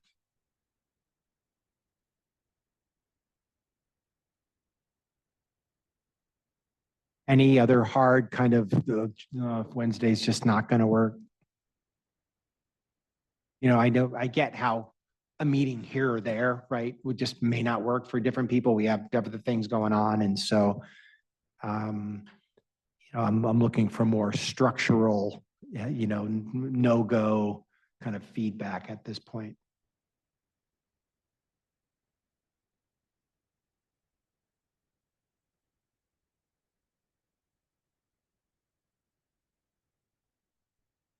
Yeah, very good.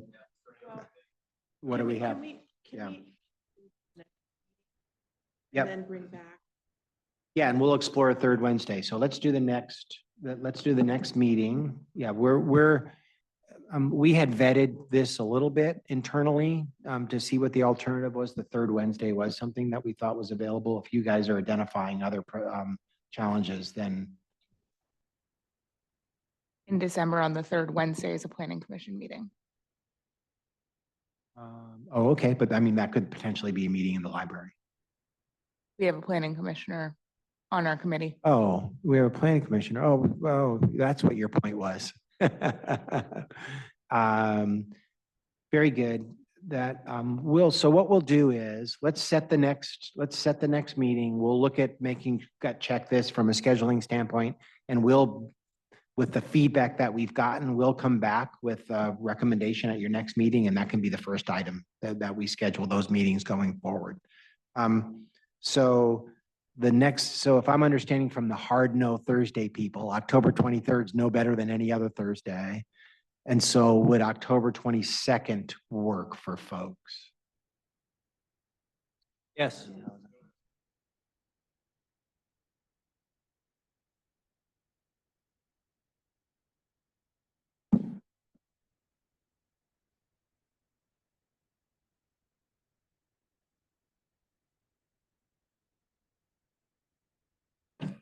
I thought Maria had pre-checked it.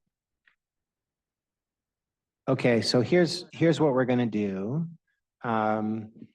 Noting that there's no one in the chambers and probably no one who's raised hand from public comment for public comment purposes before we set this date.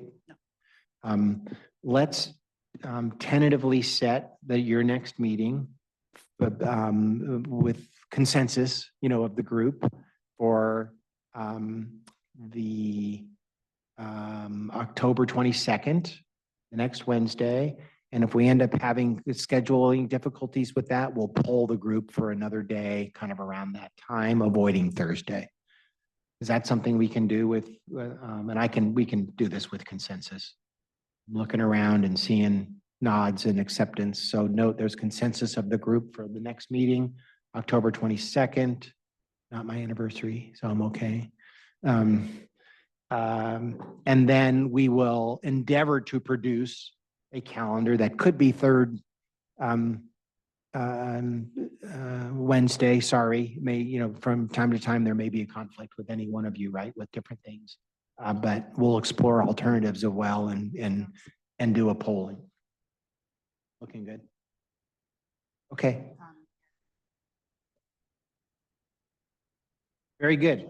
So I think we've set that. We've got a process for proceeding with setting your regular meetings that we'll come back with after some further staff logistics, and analysis.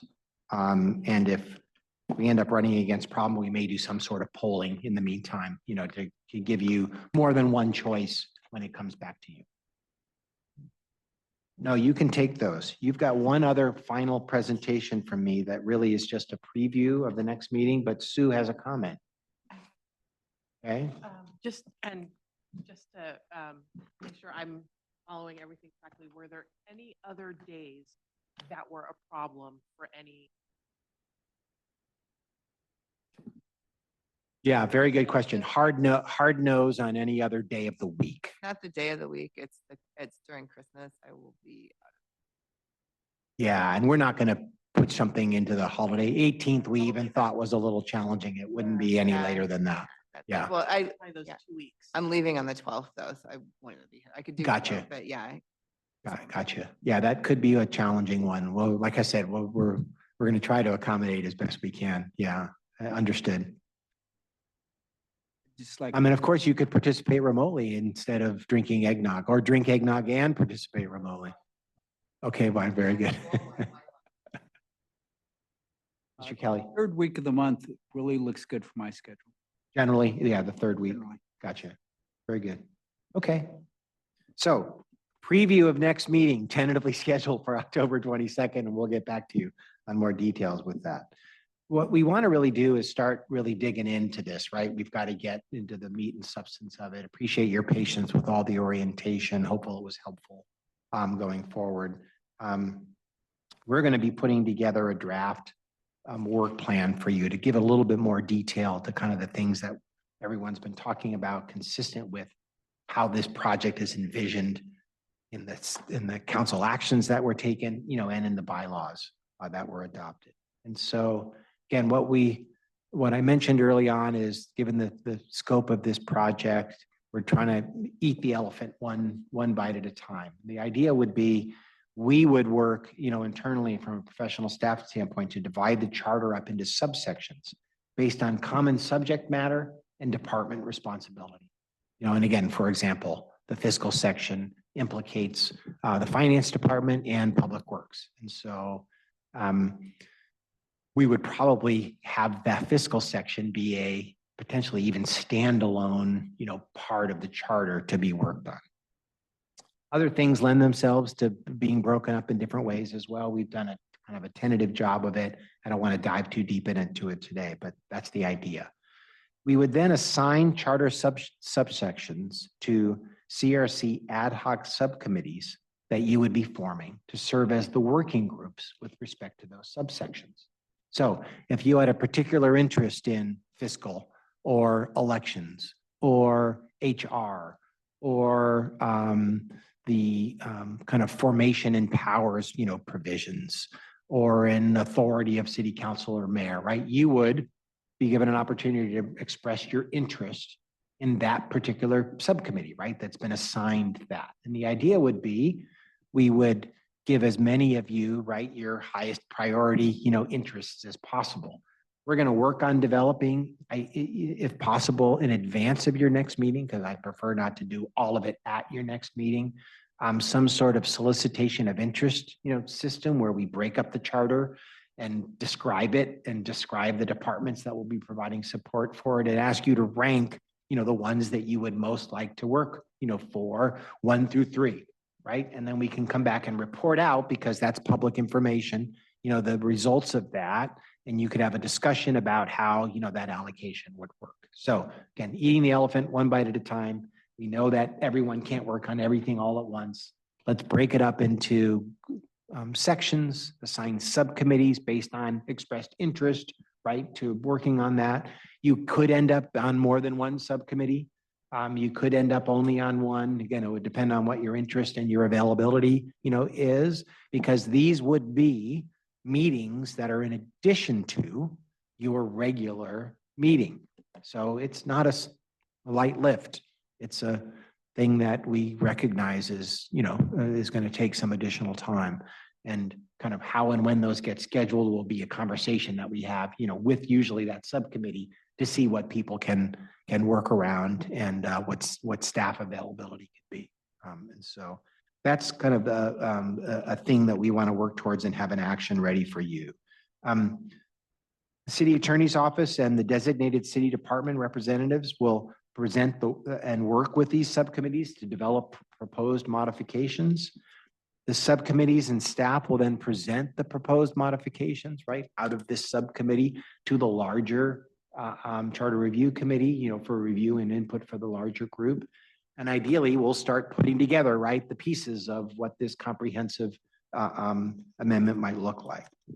Ultimately, the work will be consolidated into a comprehensive charter amendment for presentation to the city council by no later than early July 2026.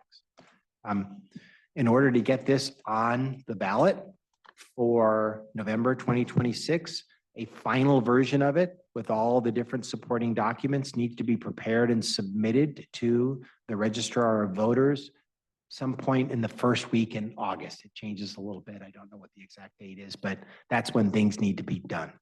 Council typically goes on recess after the second meeting in July. And so unless we can call them back from recess and have a special meeting, not recommending that, we really need to try to be done, although they would do it, right? If we needed the more time, I just don't want to do it. And I'm not recommending it that we build that into our work plan. We really need to be done, by the end of June for a recommendation to them in July before they go on recess. And then they can assign us all the work, right, to get done, while they're on recess and bring it back, for action. So that's the gist of it. The next slide, I'm sorry, go back to the one before. There's some other elements that we're going to work into this that will flesh out a little bit more in the work plan that we distribute to you and talk about next week. This was discussed if some of you have been tracking conversation with council about putting the different proposed modifications into levels, right? With the idea that a level 1 change really everyone should want. It's just a correction or a reorganization or a rewording, right? That makes things, better and makes the document more usable. Level 2 change basically is to align with current best practices. And we had a little bit of conversation, about this earlier, Mr. Crutchlow, about, what a level 2 kind of change, might be and what that means.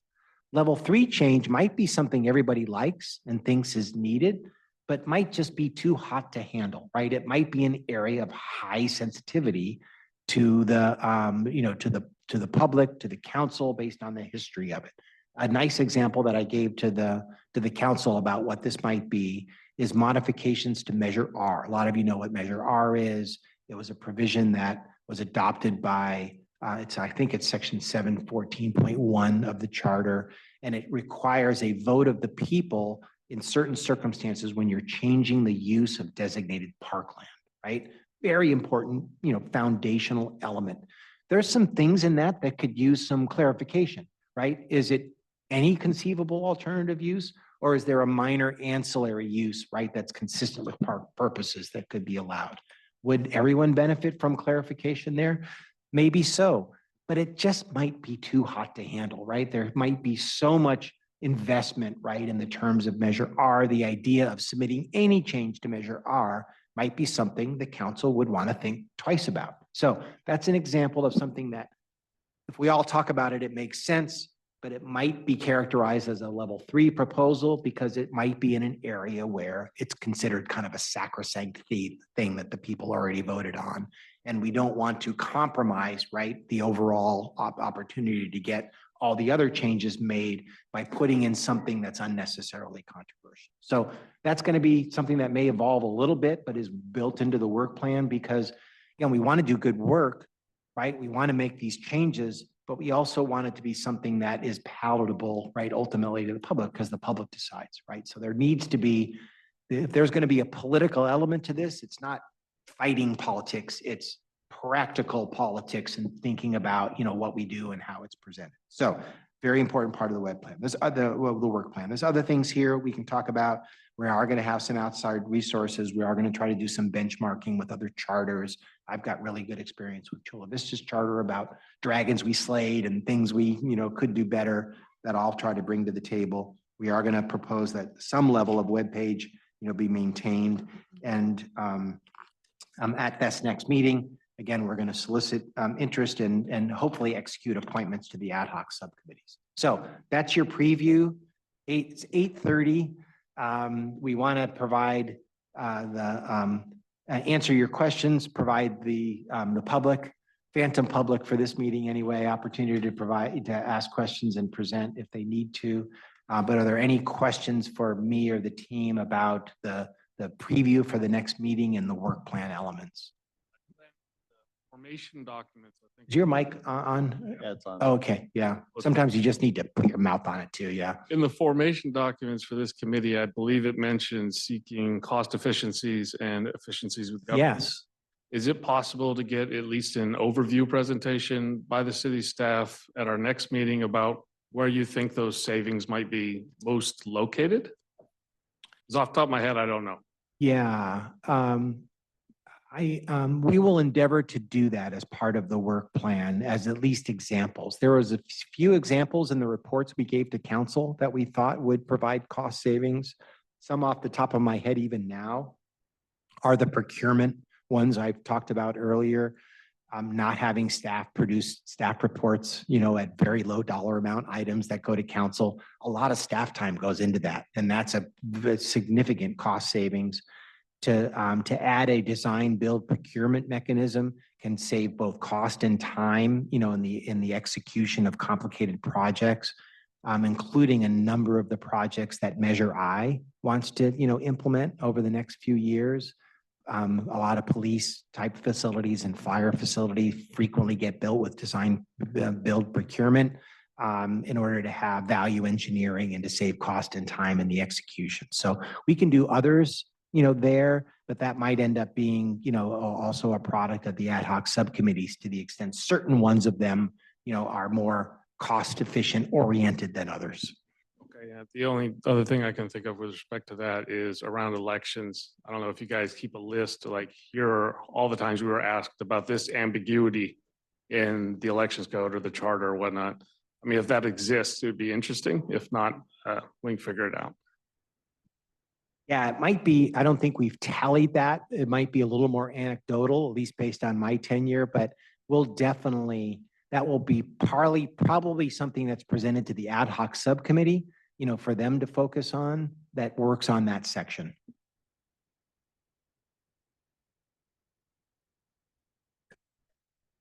Could I ask that in your solicitation of interest that you also solicit availability, dates and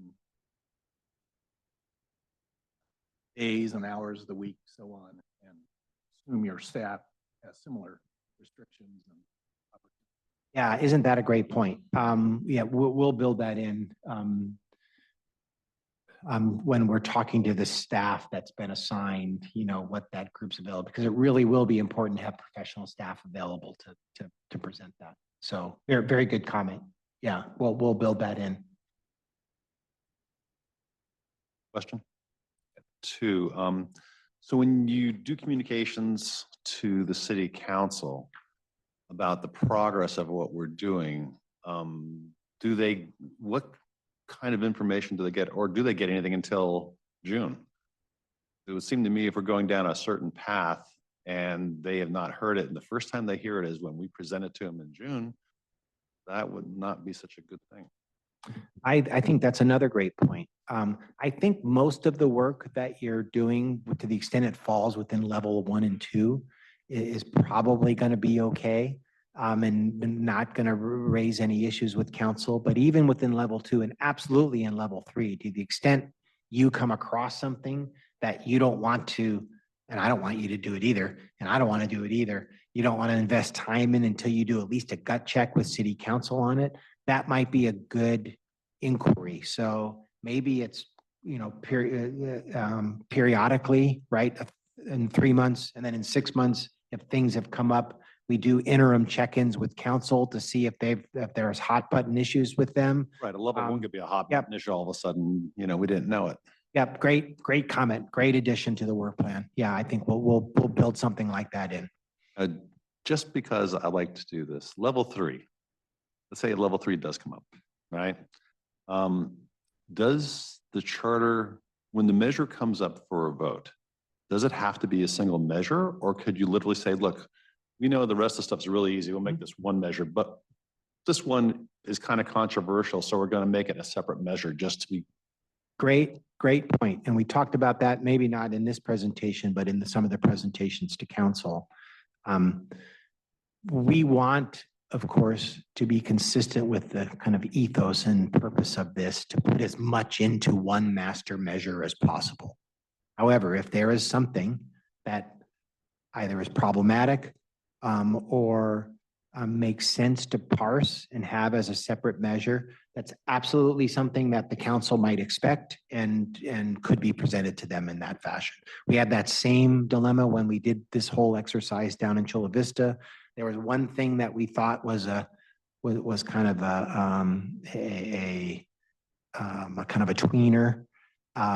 But there was enough kind of council support for that. Yes, yeah, we absolutely should do that. Let's include it in, but it was identified as one of those optional ones. Maybe you might want to consider have this be considered separately. So you should, with all of your connections with the community, be taking those measures of things and have that be part of a recommendation when it comes out. Ultimately, the council, right, is the arbiter of how it should be packaged and whether it should just be one measure, whether there should be another one, or whether anything controversial just should be left off, right, and saved for later. Because there's also a cost element to this. Putting one comprehensive measure on the ballot could cost as much as $300,000+, and a separate individual, measure would be an increment on top of that. So there'll be cost analysis of that too, which will be both provided to you just for your information, but mostly council, right, when they have to decide what, if anything, they want to put on the ballot.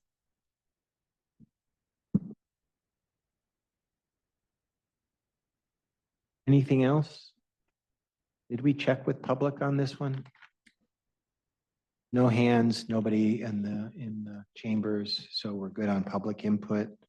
That's all we have. Boy, thank you guys for Motion to adjourn. toughing us with it. Good practice. We got a motion to adjourn and a second. I think we can do this by consensus with all in favor. Aye. Aye, very good. We are adjourned at 8:37 p.m. Thanks, everybody.